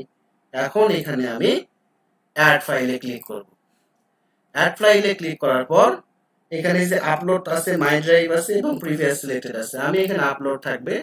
এই আপলোড অবস্থায় আমি এখানে select file from your device এখানে ক্লিক করব। এখানে দেখো আপলোড অপশনটা কিন্তু হাইড হয়ে আছে, যতক্ষণ পর্যন্ত ছবি আপলোড না করবো এটা হাইড হয়ে থাকবে। এখন এখানে এই জিনিসটা সিলেক্ট ফাইলস ফ্রম ইওর ডিভাইসে ক্লিক করে আমার এই যে ফাইলটা আমি ডাউনলোডে রিনেম করে রাখছি, রিনেমটা কিন্তু ঠিক থাকতে হবে। এটাকে ওপেন করব। ওপেন করলে এখানে দেখাবে 57 কিলোবাইট। দেখছো আমি 140 চেয়েছিলাম, 57 কিলোবাইট হয়ে গেছে। এবার কিন্তু আপলোডটা আমার কিন্তু আসছে, আপলোড এবার কিন্তু আসছে। এখানে আমি এখন আপলোড করে দিব, তাহলে এখানে ফাইলটা আপলোড হবে। এই যে আপলোড হয়ে গেছে ফাইলটা, এই যে দেখো 6CT এইভাবে তোমাকে রিনেমটা দেখাবে, ঠিক আছে? এটাই কিন্তু মেন জিনিস, তোমাকে এখানে কিন্তু ছবিটাও দেখাবে তোমার কোন ছবিটা তুমি দিয়েছো, ঠিক আছে? এই দেখো ফরম্যাট অনুযায়ী দিলে সেই জিনিসটা তোমাকে দেখাবে। তার মানে এবার কিন্তু তোমার ছবিটা আপলোড হয়েছে, এটাকে তুমি ইচ্ছা করলে রিমুভ করে দিয়ে সাবমিট করলে কিন্তু আর পারবা না, সাবমিট করার আগ পর্যন্ত তুমি এটাকে রিমুভ করতে পারবা, করে আবার নতুন করে আপলোড করতে পারবা। এবার নেক্সট করে ফেললাম। আবেদনের নিশ্চয়ন, এখানে বলা হচ্ছে যে আমি যে তথ্যগুলো দিয়েছি এগুলো সম্পূর্ণ সত্য, কোনো প্রকার মিথ্যে কথা নেই এখানে। এই কারণে ভুল তথ্যের কারণে যদি আমার আবেদন বাতিল হয়ে যায় কিংবা আমি যদি উপবৃত্তি না থাকি, তাহলে আমি শিক্ষার্থী হিসেবে আমি নিজে দায়ী থাকি। এই ধরনের একটি কথা বলা হচ্ছে এখানে, তোমরা পড়ে নিবা। আপনি কি নিশ্চয়ন শর্তে রাজি আছেন? অবশ্যই তোমাকে হ্যাঁ দিতে হবে, কারণ তুমি যদি রাজি না থাকো নিশ্চয়ন শর্তে তোমাকে সাবমিট করতে দেওয়া হবে না, কারণ ভুল তথ্য তুমি দিতে পারবা না। এবার তোমাকে সাবমিট করতে হবে। এবার এখানে দেখো ক্যাপচা আসছে। এই সমস্যা সবাই পড়বে না, এই সমস্যা পড়বে যারা অত্যাধিক পরিমাণে জিমেইল অ্যাকাউন্ট ব্যবহার করে, তারা এই সমস্যায় পড়বে। যারা নতুন ইউজার তারা এই সমস্যায় পড়বে না, তাদের ক্ষেত্রে ক্যাপচা আসবে না। একাধিক যারা বারবার জিমেইল নিয়ে থাকে, যেমন আমার একসঙ্গে 10-12টা জিমেইল খোলা থাকে, এরকম ক্ষেত্রে প্রবলেম হবে। কারণ ওই গুগল কর্তৃপক্ষ সিকিউরিটির জন্য দেখতে চাই যে এগুলো কি ইচ্ছে ইচ্ছে এমনি এমনি হচ্ছে এত অ্যাকাউন্ট ব্যবহার, নাকি সত্যি সত্যি আমি অ্যাকাউন্টটি ব্যবহার করছি। যাই হোক, এরকম ক্যাপচা আসলে এখানে বলা হচ্ছে মাউন্টেন্স অর হিলস, পাহাড় পর্বত কোথায় আছে সেই ছবিগুলো সিলেক্ট করেন। এখানে পাহাড় নাই, এখানে সাইকেল আছে দেখতে পাচ্ছি, গাড়ি আছে, মোটরসাইকেল আছে, গাড়ি আছে, এখানে গাড়ি আছে, এই যে এখানে পাহাড় দেখা যাচ্ছে, তার মানে এই ছবি হবে। এখানে পাহাড় দেখা যাচ্ছে, এটা এখানে পাহাড় দেখা যাচ্ছে। এই পাহাড় বা হিলস বা মাউন্টেন্স যেখানে থাকে এগুলোতে নাই। এটা সিলেক্ট করার পর ভেরিফাই করলেই এই যে উপবৃত্তির শিক্ষার্থী আবেদন ফর্ম অনলাইন, এখানে বলা হচ্ছে প্রিয় শিক্ষার্থী অভিনন্দন, আপনার পূরণকৃত সকল তথ্যাদি সফলভাবে জমা হয়েছে। ঠিক আছে, তার মানে এই ফর্মগুলো জমা হয়ে গেছে। এখানে তথ্যসমূহ যদি ঠিক না থাকে তাহলে এডিট অপশন, এই যে সবার নিচে এডিট ইউর রেসপন্স, এখান থেকে কিন্তু এডিট করা যাবে। সেই কথা বলা হচ্ছে যে যদি তথ্যসমূহ যেটা সাবমিট করেছি এখানে যদি কোনো সমস্যা হয়, তাহলে এই এডিট অপশন থেকে আমি এটা সিলেক্ট এখনই চেঞ্জ করতে পারবো, বা যতক্ষণ আমার এই ট্যাব খোলা থাকবে ততক্ষণ আমি চেঞ্জ করতে পারবো। কিন্তু এই ট্যাবটা যদি আমি কেটে দিই, তাহলে কিন্তু এই এডিট ইউর রেসপন্স এই অপশনটি হারিয়ে যাবে, মানে এটা থাকবে না, এটা আমি পাবো না। আচ্ছা, পরবর্তীতে ঢুকলেও পাওয়া যাবে, যখন আমি এক ইমেইল দিয়ে সাইন করবো তখন দেখাবে, যেহেতু আমি সেই অপশনটি রেখেছি। আরেকটি কথা বলা হচ্ছে, এটা আমি গুগল ফর্মের তথ্য দিয়ে দিলাম। এই গুগল ফর্মের তথ্য প্রদান করার পাশাপাশি আবেদনের একটি হার্ড কপি স্ব প্রতিষ্ঠানের বিভাগে জমা দিতে হবে, ডিপার্টমেন্টে। ঠিক আছে, তো সেটি কিভাবে জমা দিতে হবে সেটির কিন্তু টাইম দেওয়া আছে 12 এপ্রিল। তো সেটার জন্য এখানে একটা ড্রাইভের লিঙ্ক দেওয়া আছে। তার আগে আরেকটি কথা বলে নিই, এই ড্রাইভে তো আমি যাবো, তার আগে আরেকটি কথা বলে নিই, সেটি হচ্ছে এই যে কপিগুলো, এই কাগজগুলো কিন্তু তোমাকে জমা দিতে হবে হার্ড কপির সাথে। কার সাথে? এই যে হার্ড কপি, এখন আমি তো গুগল ফর্ম দিলাম। আচ্ছা, হার্ড কপি কাকে বলে? হার্ড কপি মানে কাগজের কপি। নর্মালি খাতা, কাগজ, বই, পুস্তক যেগুলো আমরা দেখি, এরকম একটা কাগজের কপি, এটা হার্ড কপি। আর সফট কপি হচ্ছে ওই একই জিনিস, যখন কম্পিউটারে কোনো ফাইল হয় তখন সেটাকে সফট কপি বলে।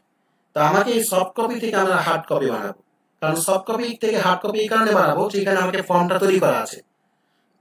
এখানে আমার সফট কপিতে ফর্মটা তৈরি করা আছে, তো এখানে লিঙ্কটা আমি দিয়ে দিয়েছি। এখানে আবারও এই লিঙ্কে এখন আমি ক্লিক করবো। এখানে তোমাকে প্রিন্সিপাল স্যার ধন্যবাদ জানিয়েছে। তাহলে এই যে এখানে কাগজপত্রগুলো থাকলো, এগুলো আমরা দেখছি। এখন এই ড্রাইভের লিঙ্কটা কি করবো আমি, আমার হয়তো অল্প একটু সময়ের মধ্যে আমার লাইভ শেষ হয়ে যেতে পারে। ঠিক আছে, আমি জানি লাইভ চলছে এখন আমার। যাই হোক, এবার আমি এখানে ড্রাইভ লিঙ্কে ক্লিক করব, তাহলে আমাকে ড্রাইভের মধ্যে নিয়ে চলে যাবে। এখান থেকে এই যে সত্যনি বিজয় এমজি যে ইটা আছে, এখানে আমাকে এই ফাইলটাকে আমাকে ডাউনলোড করতে হবে। এই ফাইলটা ডাউনলোড করার জন্য ডাবল ক্লিক করেও আমি করতে পারি, অথবা আমি এখানে ফাইলের উপর রাইট বাটন ক্লিক করে ডাউনলোড অপশনে ক্লিক করলে এটি আমার ডাউনলোড হয়ে যাবে। ফাইলের উপর রাইট বাটন ক্লিক করলে ডাউনলোড এই দেখো DT type instant blank download হয়ে গেছে। অথবা এটি আমার ডাউনলোড ফোল্ডারে থাকবে, এই যে ছবি আগে একটি ছিল পাশাপাশি চলে আসছে। এইটাকে এই যে সফট কপি, এটা হলো সফট কপি। এটা হার্ড কপি কখন হবে? যখন আমি এটা প্রিন্ট করব, এটাও ফাইল। আবার যখন প্রিন্ট করবো তখন ওটাও কিন্তু একটা ফাইল। ওটা হার্ড কপি ফাইল, এটা সফট কপি। অনেকে প্রশ্ন করছে হার্ড কপি আর সফট কপির মধ্যে পার্থক্য। এখন আমি এই ফাইলটাকে ওপেন করবো। আমার লাইভ যদি শেষ হয়ে যায় তাহলে আমি পুনরায় লাইভে ঢুকবো আবার তোমাদের প্রশ্নগুলো নিয়ে। আগে এটা শেষ করার চেষ্টা করি যতটুকু পারছি আমি। এই সফট কপি যেটি আমি নিলাম সেটি এখন আমি ওপেন করব। ওপেন করে তোমাদের কিন্তু দেখানোর চেষ্টা করবো যে এখানে কি করতে হবে তোমাকে। এটা কিন্তু আমাদের ফরম্যাট, এই ফরম্যাটে কোনো চেঞ্জ আনা যাবে না, পরিবর্তন করা যাবে না এই ফরম্যাটে। এটি প্রতিষ্ঠান থেকে তৈরি করে দেওয়া হয়েছে।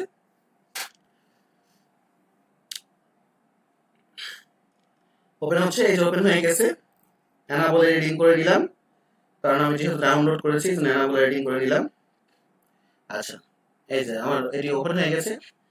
এখানে যে ফরম্যাটটা যেভাবে সাজিয়ে দেওয়া আছে বগুড়া পলিটেকনিক ইনস্টিটিউটের এই আবেদন ফর্ম, এখানে কোনোভাবে কোনো কিছুই আমি কিন্তু এখানে পরিবর্তন করতে পারবো না, ঠিক আছে? এটি পরিবর্তন করা যাবে না। শুধু আমি এখানে কি লিখবো, সেমিস্টার, এই জায়গাতে আমাকে বলা হচ্ছে একটা জিনিস লিখতে। এখানে আমি ক্লিক করব। ক্লিক করার পর প্রথমে সেমিস্টার ধরে নিলাম, চতুর্থ পর্বের ছাত্র। তারপরে স্পেস দিতে বলছে টেকনোলজি, ধরে নিলাম সিভিলের ছাত্র, সিটি স্পেস। তারপরে বলা হচ্ছে শিফট, শিফট ধরে নিলাম ফার্স্ট শিফট। তারপরে ধরে নিলাম গ্রুপ আমার এ। এরপর হয়তো আমার রোল নাম্বার হচ্ছে 110220। আচ্ছা, এইটি লিখলাম। এখানে কোনো কাটাছেঁড়া করবো না, কোনো কিছু কি সরানোর চেষ্টা করবো না এই ফরম্যাটে। এখানে প্রিন্ট আউট করার পর ছবি লাগাবো, এখন ছবি লাগানো যাবে না। এখানে বলা আছে ছবি স্ট্যাপলিং করুন। এখানে শুধুমাত্র এই ঘরগুলোতে তোমার তথ্যগুলো দিতে হবে। আমি একটু জুম করে দেখার চেষ্টা করি কি কি তথ্য। সেম তথ্যগুলো এখানে দেওয়া আছে। শিক্ষার্থীর নাম বাংলা, শিক্ষার্থীর নাম ইংরেজি, জন্ম সনদের নাম্বার। এর আগে যেগুলো দেখেছিলাম সেই জিনিসগুলো সেম এখানে আছে। সেই মানে গুগল ফর্মে যা তথ্যগুলো পূরণ করলাম সেই তথ্যগুলো হুবহু এখানে তখন তোমাকে লিখতে হবে, ঠিক আছে? হুবহু যা ওখানে যা যা দিয়েছে এখানে সেই জিনিসগুলো তোমাকে লিখতে হবে। লিখার পর আচ্ছা, এখানে তোমাকে উপস্থিতির যে হার, এটি আমি লাল করে দিয়েছি, এটি তোমাকে দিতে হবে না। এটি এভাবেই থাকবে, ফাঁকাই থাকবে। এটি ফাঁকাই থাকবে। এটি লাল করে দিয়েছি এই কারণে যে এখান থেকে যে কোনো একটা তোমাকে রাখতে হবে, সম্পর্ক একটা রাখতে হবে, বাদ বাকিগুলো তুমি কেটে দিতে পারবা। এইভাবে এখানেও তাই একটি করে রাখবা, বাদ বাকিগুলো সবগুলোই কেটে দিবা। এই যে যোগ্যতার শর্ত এবং সংযুক্তি, যারা পড়াশোনার খরচ বহন করবে, ওখানে আমি পিতা দিয়েছি, তাহলে পিতা রেখে বাদ বাকি দুটো আমি কেটে দিব। এরকম পিতা থাকবে শুধু, ঠিক আছে? আচ্ছা, এখানে ফরম্যাটের কোনো চেঞ্জ আনা যাবে না, ফরম্যাট যা আছে তাই থাকবে। এখানে হয়তো এগুলো যদি না হয় তাহলে আমি না দিলাম, হ্যাঁ হলে হ্যাঁ দিব, ঠিক আছে? একটা করে রেখে এই জন্য লাল কালার করে দিয়েছি। এভাবে পেমেন্টের বিবরণের এখানেও তাই, যে কোনো একটা রাখবো আর একটি তুলে দিব। এরপরে এখানে বলা হচ্ছে টিক চিহ্ন দিন। তো এই ফর্মটা যখন আমার পূরণ হবে, এখানে মনে রাখতে হবে পেমেন্টের জায়গাতে হয় ব্যাংকিং দিতে হবে, না হলে মোবাইল ব্যাংকিং, যে কোনো একটা, দুটোই দেওয়া যাবে না।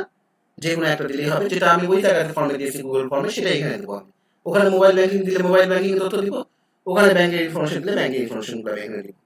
দেওয়ার পর এখন এখানে বলা হচ্ছে সংযুক্তির কাগজগুলো টিক চিহ্ন দিতে। এটি পরে, এটি এখন নয়, এটা প্রিন্ট আউট করার পর। এখানে আরেকটা জিনিস লিখতে হবে তোমাকে, সেটা হচ্ছে গুগল ফর্মের তথ্য যে জিমেইল থেকে প্রদান করা হয়েছে। একটু আগে যে তুমি গুগল ফর্মটা দিয়েছো, সেই গুগল ফর্মটা যে জিমেইল থেকে, আমি আমার জিমেইল থেকে দিয়েছি। আমি এই জায়গাটা একটু দেখানোর চেষ্টা করি, তারপরে আমি চলে যাবো এখান থেকে। তাহমিদ সাদিক .55@gmail.com। আমি এই জিমেইল থেকে আমি আমার গুগল ফর্মে তথ্য দিয়েছি, সেই জিমেইল অ্যাড্রেস, আমার জিমেইল অ্যাড্রেসটি আমি লিখলাম। লেখার পর বাস, আর আমি কিচ্ছু করবো না, যা আছে থাকবে। এখানে শিক্ষার্থীদের জন্য কিছু ইনফরমেশন দেওয়া আছে, যে এই যে ফর্ম পূরণের কিছু নির্দেশনা, এগুলো তোমরা পড়বা, এখানে কিছু করতে হবে না।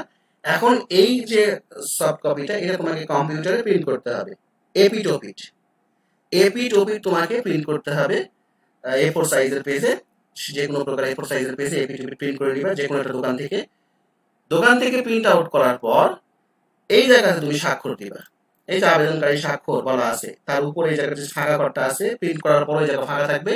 এখানে তুমি স্বাক্ষর দিবা হাতে, নিজ হাতে, প্রিন্ট আউট করার কপিতে, যে কপিটা তুমি প্রিন্ট করে নিলা সেখানে তুমি স্বাক্ষর দিবা। এবং স্বাক্ষরটা অবশ্যই তোমার রেজিস্ট্রেশন কার্ড অনুযায়ী হতে হবে, রেজিস্ট্রেশন বা অনুযায়ী। সেই রেজিস্ট্রেশন কার্ড কোনটা? যদি তোমার ডিপ্লোমার রেজিস্ট্রেশন থাকে তাহলে ডিপ্লোমার রেজিস্ট্রেশন, যদি না থাকে তাহলে পূর্বের যে এসএসসি রেজিস্ট্রেশন আছে সেই রেজিস্ট্রেশনের অনুযায়ী তুমি সিগনেচার দিবা, অথবা তোমার যে মূল নাম সেই নামটি তুমি লিখবা। আর এখানে তখন তোমাকে টিক দিতে হবে। এই আবেদন ফর্ম যেটা হার্ড কপি তোমার হয়ে গেল প্রিন্ট আউটের পর, সেখানে তুমি কি কি কাগজগুলো তুমি যুক্ত করছো। যেমন তুমি এখানে প্রথমে ছবি দিয়েছিলা, এই যে এখানে ছবি একটা স্ট্যাপলিং করেছিলা, তাহলে এখানে ছবিতে তুমি টিক দিবা কলম দিয়ে। এরপর তোমার জন্ম সনদ নিবন্ধন ফটোকপি আবশ্যিক চেয়েছে, তাহলে এখানে টিক দিবা, দিয়ে একটা কপি জন্ম নিবন্ধন সনদ এর পিছনে লাগিয়ে দিবা। তারপরে পঞ্চম পর্বের, চতুর্থ পর্বের শিক্ষার্থী হলে তোমার পঞ্চম পর্বের লাগছে না, শুধু তৃতীয় পর্বের নম্বর পত্র ফটোকপি দিয়ে এখানে টিক দিবা। এভাবে যে যে কাগজগুলো তুমি দিচ্ছ সেখানে টিপ দিয়ে এই স্ট্যাপলিং করে এই ফর্মের সাথে যে হার্ড কপিটা তার সাথে ফর্মের সাথে স্ট্যাপলিং করে তোমার প্রতিষ্ঠানে জমা দিতে হবে। তাহলেই তোমার আবেদন প্রক্রিয়াটা সম্পূর্ণ হয়ে গেল। একটা হলো হার্ড কপি জমা দেওয়া, আর একটি হলো সফট কপি জমা দেওয়া। তাহলে তোমার কিন্তু আবেদন প্রক্রিয়াটা কি হয়ে গেছে, সম্পূর্ণ হয়ে গেছে। ঠিক আছে, আচ্ছা শেষ, এই আবেদন প্রক্রিয়াটি শেষ। এবার তোমাদের আমি প্রশ্নের উত্তরে যাব। প্রশ্নের উত্তরে বেশ কিছু প্রশ্ন তোমাদের আছে। আমি এবার একটু আমার মোবাইলটা দেখে দেখে তোমাদের প্রশ্নগুলোর উত্তর দিব। কে কি প্রশ্ন করেছো দেখি একটু লাইভে। লাইভের প্রশ্ন ছাড়া তো উত্তর দেওয়া মুশকিল হয়ে যাবে আমার। আচ্ছা, আমি সরাসরি দিতে পারতাম, যেহেতু আমি ব্রাউজার ওপেন করে আছি, যার কারণে আমাকে এখন দেখতে হবে তোমাদের প্রশ্নগুলো। আচ্ছা, কে কি প্রশ্ন করেছো আমি প্রত্যেকটা প্রশ্নের উত্তর দেওয়ার চেষ্টা করছি। তার আগে আমি গুরুত্বপূর্ণ কয়েকটা প্রশ্নের উত্তর দিয়ে নিই। ঠিক আছে, সেটি হচ্ছে, যেহেতু এখন করোনাকালীন সময়, ভালো করে শুনো প্রত্যেকে আবার, যেহেতু এটি করোনাকালীন সময়, বর্তমানে করোনাকালীন পিরিয়ড চলছে, সময় চলছে, সুতরাং এই যে 12 তারিখ আমাদের প্রতিষ্ঠান সিলেক্ট করেছে, এর মধ্যে কিভাবে এই হার্ড কপি আমার প্রতিষ্ঠানে আমি জমা দিব, এটি সবচেয়ে গুরুত্বপূর্ণ প্রশ্ন তোমাদের কাছে, তাই না? আচ্ছা, যারা এখন বর্তমানে গ্রামের বাসায় চলে গেছে, দূরে আছো, তাদেরকে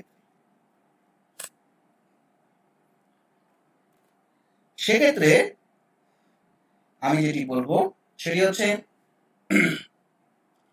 যদি প্রতিষ্ঠান বন্ধ ঘোষণা করে, পরীক্ষা প্রতিষ্ঠান না, পরীক্ষা বন্ধ ঘোষণা করে, আমি আশা করছি পরীক্ষা বন্ধ ঘোষণা করবে। যদি শিক্ষার্থীদের পরীক্ষা বন্ধ ঘোষণা করে দেয়, করবে, আমি আবারও বলছি যে আমি আশা করছি, কারণ যেহেতু করোনাকালীন সময় মানুষের জীবন আগে, তাই না? তো সেক্ষেত্রে তোমরা সময় পাবা, তোমরা 12 তারিখের মধ্যে অবশ্যই এই যে গুগল ফর্ম, এইটি তোমরা সাবমিট করতে হবে। এটি কিন্তু 12 তারিখের অতিক্রম করা যাবে না, তোমরা যেখানে যে বাসায় থাকো না কেন। আর হার্ড কপিটি সেক্ষেত্রে তোমার ক্ষেত্রে একটু মার্জনা করা হবে, শিথিল করা হবে সময়টা, যখন প্রতিষ্ঠান খুলবে বা পরিস্থিতি যখন করোনার পরিস্থিতি যখন একটু স্বাভাবিক হবে, তখন তোমরা এসে জমা দিতে পারবে।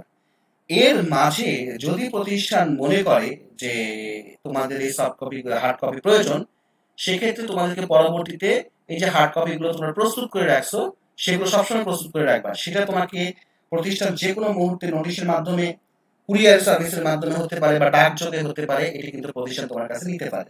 এক, দ্বিতীয় হচ্ছে, সেই ডকুমেন্ট গুলো মেইল করেও তোমার কাছ থেকে নিতে পারে, অ্যাটাচ করে মেইলে, ইমেইলে অ্যাটাচ করেও তোমাকে নিতে পারে। সুতরাং এটা যেহেতু ভবিষ্যতের কথা ক্লিয়ার না, তো এই নিয়ে তোমাদের চিন্তিত হওয়ার, অরিড হওয়ার, টেনশন করার কিছু নেই। আশা করি তোমরা বুঝতে পেরেছো যে করোনাকালীন সরকার যেটি ঘোষণা দিয়েছে সেটি হলো সবচেয়ে বড় কথা। ঠিক আছে, সুতরাং সব প্রতিষ্ঠান, শিক্ষা প্রতিষ্ঠান বন্ধ হয়ে গেলে তোমাদেরকে আর সরাসরি এখানে আসতে হবে না। কিন্তু যদি কোনো কারণে পরীক্ষা চলে, তাহলে সেই পরীক্ষা যাদের পরীক্ষা চলবে শুধু তারাই জমা দিতে পারবে, অন্য কেউ এই কলেজে এখন বর্তমানে ঢুকতে পারবে না, কালকে মানে সোমবারের পর থেকে, লকডাউনের পর থেকে। হয়তো কালকে আগামীকাল পর্যন্ত এই সময়টা তোমরা পাবা। যারা আগামীকালের মধ্যে এই ডকুমেন্টগুলো জমা দিতে পারবে তারা দিয়ে দিবে। ঠিক আছে, তাদের ক্ষেত্রে কোনো মার্জনা বা মার্সি নেই। এক, দ্বিতীয় হচ্ছে, এবার আসি জন্ম সনদের ব্যাপারে। অনেকে আমাকে প্রশ্ন করেছে যে তোমাদের জন্ম সনদ নেই, জন্ম সনদ হারিয়ে গেছে, জন্ম সনদ করা হয়নি, সেখানে কি আমি ন্যাশনাল আইডি কার্ডের নাম্বার দিতে পারবো কিনা, বা সেটা ছাড়া হবে না কিনা, আবেদন করা যাবে কিনা। এক্ষেত্রে উত্তর একটাই, জন্ম সনদের নাম্বার ছাড়া কোনোভাবে আবেদন করা যাবে না। কেন করা যাবে না, কারণটি আমি একটু ব্যাখ্যা করি। জন্ম সনদ হলো বাংলাদেশ সরকারের মানে আবশ্যিক একটি কাগজ। একজন মানুষ যখন জন্মগ্রহণ করে, তার সবসময় তার জন্মের পরপরই তার জন্ম সনদ, বার্থ রেজিস্ট্রেশন করা বাধ্যতামূলক। সুতরাং যেহেতু এই জিনিসটা বাধ্যতামূলক, যদি তোমার ক্ষেত্রে এটি করা হয়ে না থাকে, এই দোষটি তোমার, এই দোষটি প্রতিষ্ঠানের নয়। সেক্ষেত্রে তোমাকে 12 তারিখ পর্যন্ত প্রতিষ্ঠান সময় দিয়েছে, এক সপ্তাহের উপরে। এটি রেজিস্ট্রেশন করতে 2-3 দিন টাইম লাগে। সম্ভব হলে তোমরা এই রেজিস্ট্রেশনটি দ্রুত সম্পন্ন করতে হবে তোমাদের। ঠিক আছে, সম্পন্ন করে করতে হবে। যাদের হারিয়ে গেছে, নাই, এটা দ্রুত সংশোধন করতে হবে। জন্ম সনদের বিষয়ে কোনো প্রকার মার্সি নেই, কোনো মাপ নেই, কারণ এটি সরকার থেকেই বাধ্যতামূলক। এটি যদি তোমার না থাকে, তোমাকে মেনে নিতে হবে, এটি তোমার ব্যর্থতা। তো তোমার ব্যর্থতা যদি থেকে থাকে তারপরে তুমি উপবৃত্তির আশা করছো, এটি হয় না। ঠিক আছে, তোমার ব্যর্থতা না থাকলে সেটি মানা যায়। সুতরাং বার্থ রেজিস্ট্রেশন থাকতেই হবে। আচ্ছা, দ্বিতীয় কথা হচ্ছে জন্ম সনদে এক নাম আছে, তারপরে পিতার এনআইডি কার্ডে আরেক নাম আছে। তোমার জন্ম সনদে পিতার নাম বা মাতার নাম আর তোমার পিতা বা মাতার এনআইডি কার্ডে তাদের নাম, দুটার মধ্যে মিল পাচ্ছ না, সেক্ষেত্রে কি করবা? আচ্ছা, সেক্ষেত্রে তোমরা কয়েকটা কাজ করতে পারো, আমি অপশনগুলো বলে দিচ্ছি। প্রথম কথা হচ্ছে পিতার নাম প্রদান করতে হবে পিতার এনআইডি অনুযায়ী, মাতার ইনফরমেশন দিতে হবে মাতার এনআইডি অনুযায়ী, অভিভাবকের ইনফরমেশন দিতে হবে অভিভাবকের এনআইডি অনুযায়ী। এক্ষেত্রে যদি প্রবলেম থাকে, সার্টিফিকেটের সাথে মিল না থাকে, তো সেটি আর তোমার দেখার দরকার নেই, এটি তোমাকে সংশোধন করে নিতে হবে দ্রুত। এই কারণে যদি উপবৃত্তি তালিকা থেকে তোমার নাম বাদ পড়ে যায়, আমি আশা করছি এই ধরনের ছোটখাটো প্রবলেমে বাদ পড়বে না। তবে এখানে প্রবলেম না হলেও জীবনের প্রতিটা ক্ষেত্রে কিন্তু এই ধরনের নামের যে যে ভুলগুলি, এগুলো যদি থেকে থাকে তাহলে সারা জীবনে তোমাকে কষ্ট পোহাইতে হবে, এমনকি অনেক জায়গা আছে তুমি রিজেক্ট হয়ে যাবে সরাসরি। সুতরাং এগুলো দ্রুত সংশোধন তোমাদেরকে করতে হবে, কোনোভাবেই এটি রাখা যাবে না। ওকে, আচ্ছা, এটি একটু তোমাদের খেয়াল রাখার বিষয়। তবে তথ্যগুলো অবশ্যই যার যে তথ্য চেয়েছে তার ইনফরমেশন ডকুমেন্ট অনুযায়ী তোমাকে দিতে হবে। পিতার এনআইডি অনুযায়ী পিতার তথ্য, মাতার এনআইডি অনুযায়ী মাতার তথ্য, এবং শিক্ষার্থীর জন্ম নিবন্ধন অনুযায়ী শিক্ষার্থীর তথ্য, অভিভাবকের এনআইডি অনুযায়ী অভিভাবকের তথ্য তোমাকে দিতে হবে। আচ্ছা, আরেকটি গুরুত্বপূর্ণ প্রশ্ন হচ্ছে যে এনআইডি কার্ড বাবার নেই। তোমাদের অনেকের এনআইডি কার্ড বাবার নেই, তোমরা জানিয়েছো যে আমার বাবার এনআইডি কার্ড নেই, আমার বাবা মারা গেছে, আমার বাবা বিদেশ চলে গেছে, আমার বাবার সাথে আমার মায়ের ডিভোর্স হয়ে গেছে বহু বছর আগে, এরকম বহু ধরনের প্রবলেম তোমাদের আছে। তো এটি একটি কমন প্রবলেম হয়ে দাঁড়াইছে, আর এই প্রবলেমের জন্য আমি প্রথমে সহমর্মিতা তোমাদের প্রতি জ্ঞাপন করছি, কারণ কারোর বাবা যদি না থেকে থাকে এটি অবশ্যই তার জন্য খুবই কষ্টের বিষয়। যার নেই তাই বুঝে, অন্য কেউ বুঝবে না। ঠিক আছে, যার নেই শুধুমাত্র সেই বুঝবে এই কষ্টটা কোথায়। তো সেক্ষেত্রে আমি তোমাকে বলবো যে যদি তোমার না থাকে এনআইডি বাবার, সেক্ষেত্রে আমাদের বগুড়া পলিটেকনিক শুধু তোমাদের জন্য একটি অপশন রেখেছে, সবার জন্য না।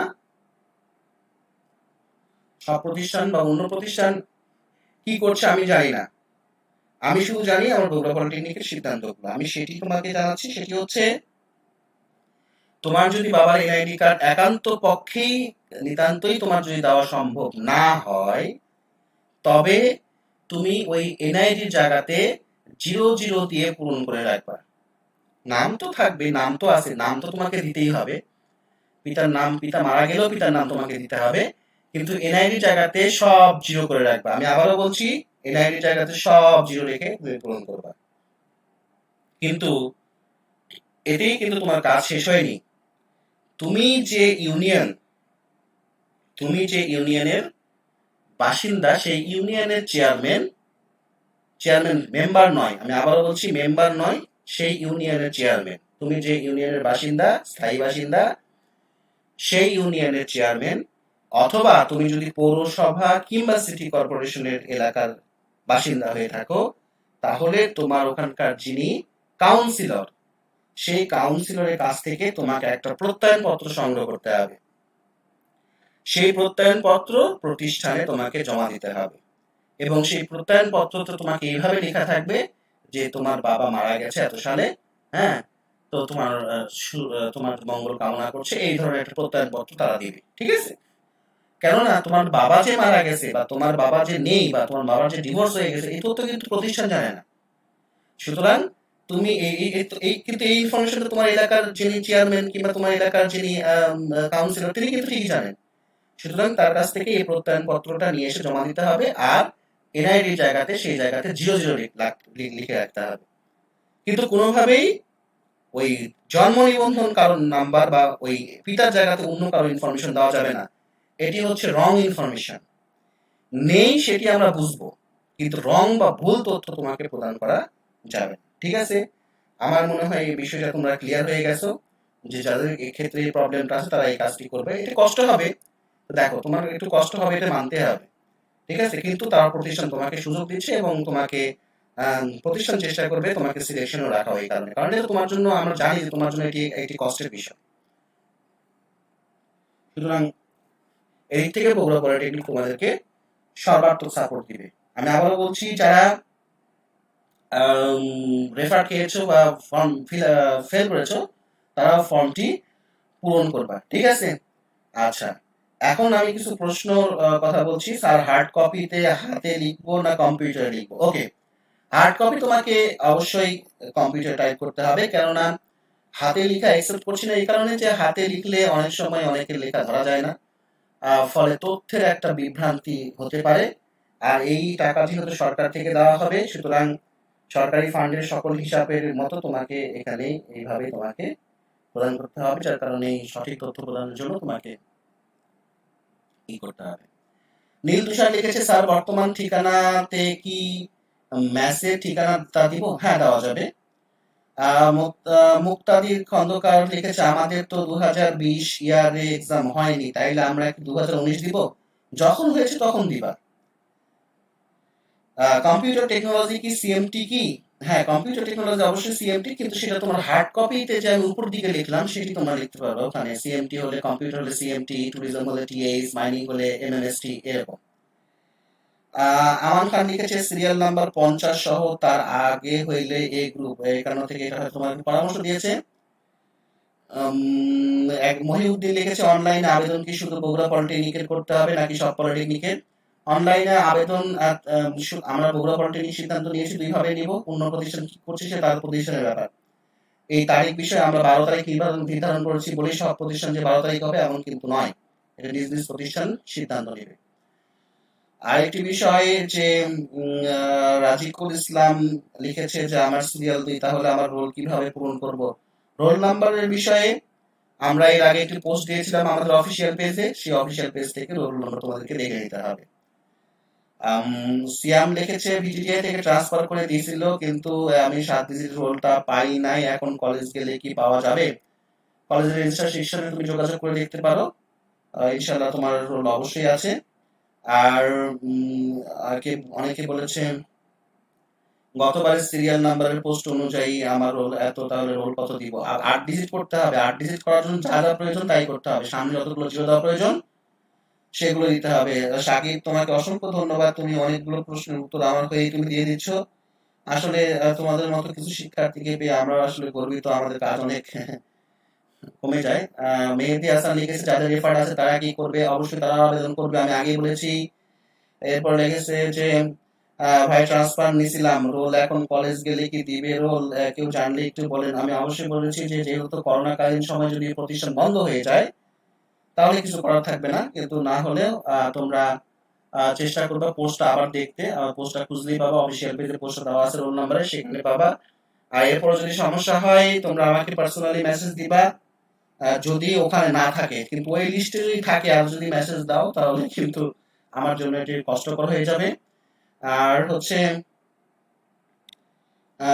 আর অন্য প্রশ্ন আমি দেখছি না। স্যার, হার্ড কপির সাথে জন্ম সনদের পরিবর্তে কি এনআইডি ফটোকপি দেওয়া যাবে? আমার এনআইডি কার্ড আছে, এটা মুসান্নাবিল্লাহ লিখেছে। না, হার্ড কপির সাথে জন্ম সনদের পরিবর্তে জন্ম সনদই দিতে পারবা, জন্ম সনদের পরিবর্তে জন্ম সনদ, তোমার জন্ম সনদের পরিবর্তে তোমার জন্ম সনদ দিতে পারবা, কিন্তু এনআইডি কার্ড দেওয়া যাবে না। জন্ম সনদ মাস্ট, আমি একটু আগে আলোচনা করলাম বিষয়টি। আর নিচে সবগুলা তথ্য কি লাগবে? তথ্য কি বুঝি নাই, সম্ভবত ডকুমেন্টের কথা বলেছে। ডকুমেন্ট গুলো সবগুলো না, যেগুলো প্রযোজ্য তোমার জন্য শুধু সেগুলো লাগবে, সকলের জন্য সবগুলো প্রযোজ্য হবে না। আচ্ছা, আমি প্রথম পর্বের শিক্ষার্থী, কিন্তু আমার এসএসসির মূল নম্বর পত্রের কোনো ফটোকপি আমার কাছে নেই। এখন আমি কি করব? এটা তোমাকে সংগ্রহ করতে হবে। কেন নেই এটা তো তোমার বিষয়, তুমি জানার কথা, এটা তো আমি বলতে পারবো না, কিন্তু তোমাকে থাকতে হবে এবং এটা তোমাকে দিতে হবে। আরেকটি কথা, কখনোই নিজের ডকুমেন্ট সবগুলোই কারো কাছে দিয়ে দিবা না, সব নিজের কাছে বিভিন্ন জায়গায় 2-3 সেট করে কপি সব কাগজপত্র রাখতে হয়।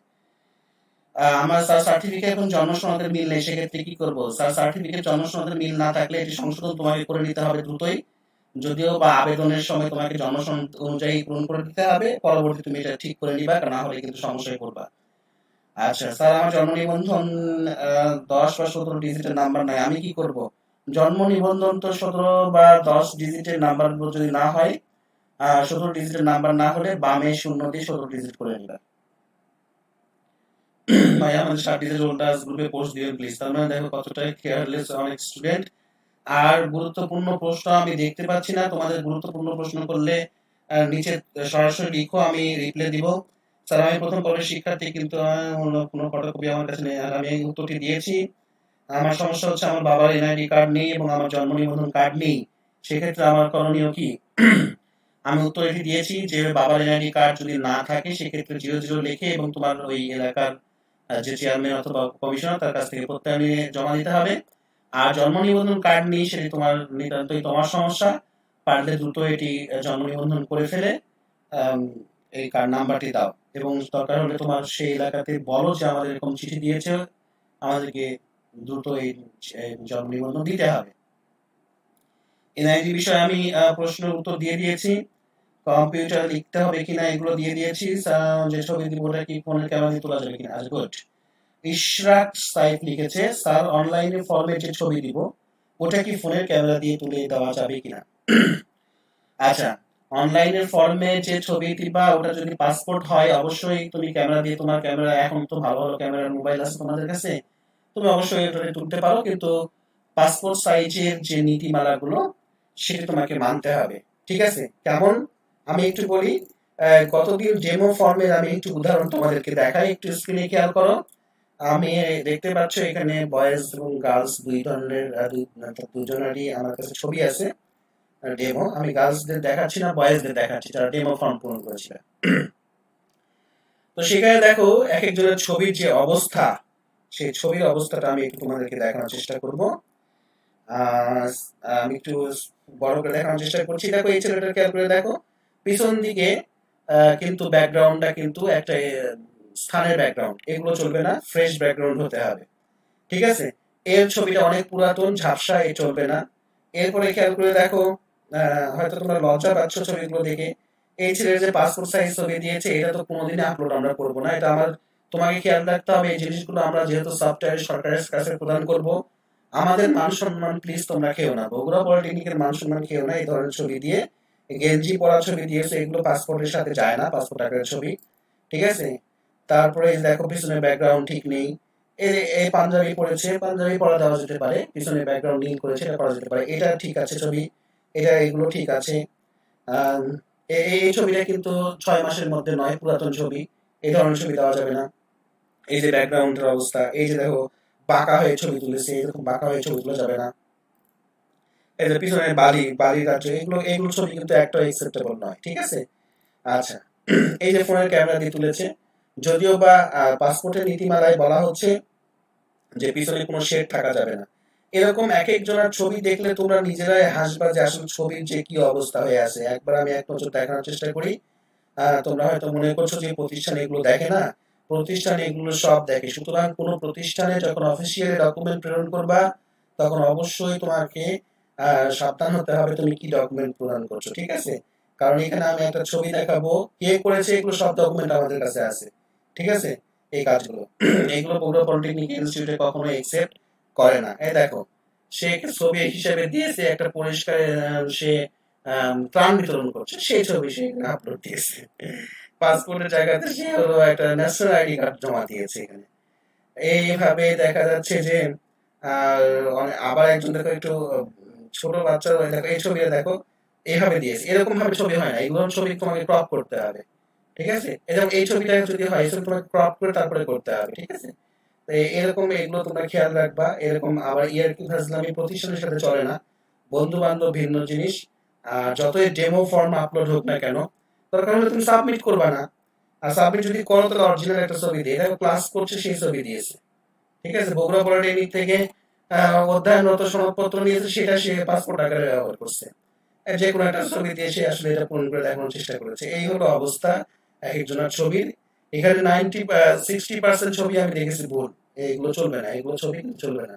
এই যে মাহবুবুর, এখানে আমি চিনি সিভিলের, এর ছবি ঠিক আছে মোটামুটি, এগুলো চলবে, এগুলো আমরা আপলোড করে দিতে পারবো। এই যে ছেলেটার ছবি ঠিক আছে, আলামিনের সম্ভবত ইলেকট্রিক্যাল স্টুডেন্ট। এটাকে আমি ফেসে চিনতে পারছি। আমি আরেকটা ছবি দেখানোর চেষ্টা করব যে ইয়ারকি ফাজলামির একটা লিমিট থাকে। এই যে এই একটা ছবি দিয়েছে, ছোট বাচ্চার ছবি ইন্টারনেট থেকে ডাউনলোড করে বসিয়ে দিয়েছে। এই কাজগুলো তোমরা করতে যাবা না, ঠিক আছে? এইগুলো তোমরা খেয়াল রাখবা। ছবি কেমন হবে পাসপোর্ট তার একটু নমুনা তোমাদেরকে আমি দেখানোর চেষ্টা করব। আমার একটা প্রেজেন্টেশন আছে এই নিয়ে, project drain management, no project tracer study না। এই ড্রাইভে দেখি সম্ভবত ফটো প্রেজেন্টেশন। দেখো আমি আমার ছবি দিয়ে দেখানোর চেষ্টা করব কি ধরনের ছবি পাসপোর্ট হিসেবে যায় আর পাসপোর্ট হিসেবে যায় না, তার একটু ধারণা তোমরা নেওয়ার চেষ্টা করো, ঠিক আছে? যদিও আমার লাইভ অনেকক্ষণই হয়ে যাচ্ছে, তোমরা অনেকেই ধৈর্যহারা হয়ে যাচ্ছ, আমি বুঝতে পারছি। একটু ধৈর্য ধরে থাকো, তাহলে তোমরা এই বিষয়গুলি ক্লিয়ার হবে। এত কম্পিউটারে লোড হলে তো অবস্থা খারাপ হবেই। এই যে আসছে, ছবিটা আসতেছে। এই যে দেখো, এই ছবিটা কিন্তু আমার ঠিক আছে, তাই না? কিন্তু পিছনে যে ব্যাকগ্রাউন্ডটা আছে এটা একটা দেয়ালের ব্যাকগ্রাউন্ড। এই ধরনের ব্যাকগ্রাউন্ড দেওয়া যাবে না। এই ধরনের দেয়ালের ব্যাকগ্রাউন্ড যদি থাকে এটাকে রিমুভ করতে হবে। আচ্ছা, এখানে দেখো একটা অফ হোয়াইট কালারের ব্যাকগ্রাউন্ড আছে, এটা চলবে। অফ হোয়াইট কালারের ব্যাকগ্রাউন্ড হলো সারা ওয়ার্ল্ড ব্যাপী সিলেক্টেড। তোমাকে মাঝখানে ছবি মাঝখানে রাখতে হবে, তোমার মুখটার একটা সাইজের মধ্যে থাকতে হবে, মুখ ফেস, এগুলো সবগুলোর মাপ আছে পাসপোর্ট সাইজে, ঠিক আছে? আচ্ছা, এখানে দেখো হোয়াইট ব্যাকগ্রাউন্ড দেওয়া আছে, এই ছবিটাও চলবে। একবারে সাদা ব্যাকগ্রাউন্ড, এটিও চলবে। হোয়াইট বা অফ হোয়াইট ব্যাকগ্রাউন্ড সবসময়ের জন্য সারা ওয়ার্ল্ডে অ্যাকসেপ্টেবল। এখানে দেখো একটা আকাশি কালারের ব্যাকগ্রাউন্ড দিয়েছি। এই ধরনের ছবি আমাদের দেশে প্রযোজ্য হলেও ইন্টারন্যাশনালি এগুলো অ্যাকসেপ্ট হয় না। তবে তোমরা এই ধরনের ছবি যদি থেকে থাকে এক কালারে তোমরা দিতে পারো, তবে পরিহার করার চেষ্টা করবে। যেহেতু এক কালার, তোমরা চেষ্টা করবে যে এগুলো অন্য কালার করে, অফ হোয়াইট বা হোয়াইট করে দিতে।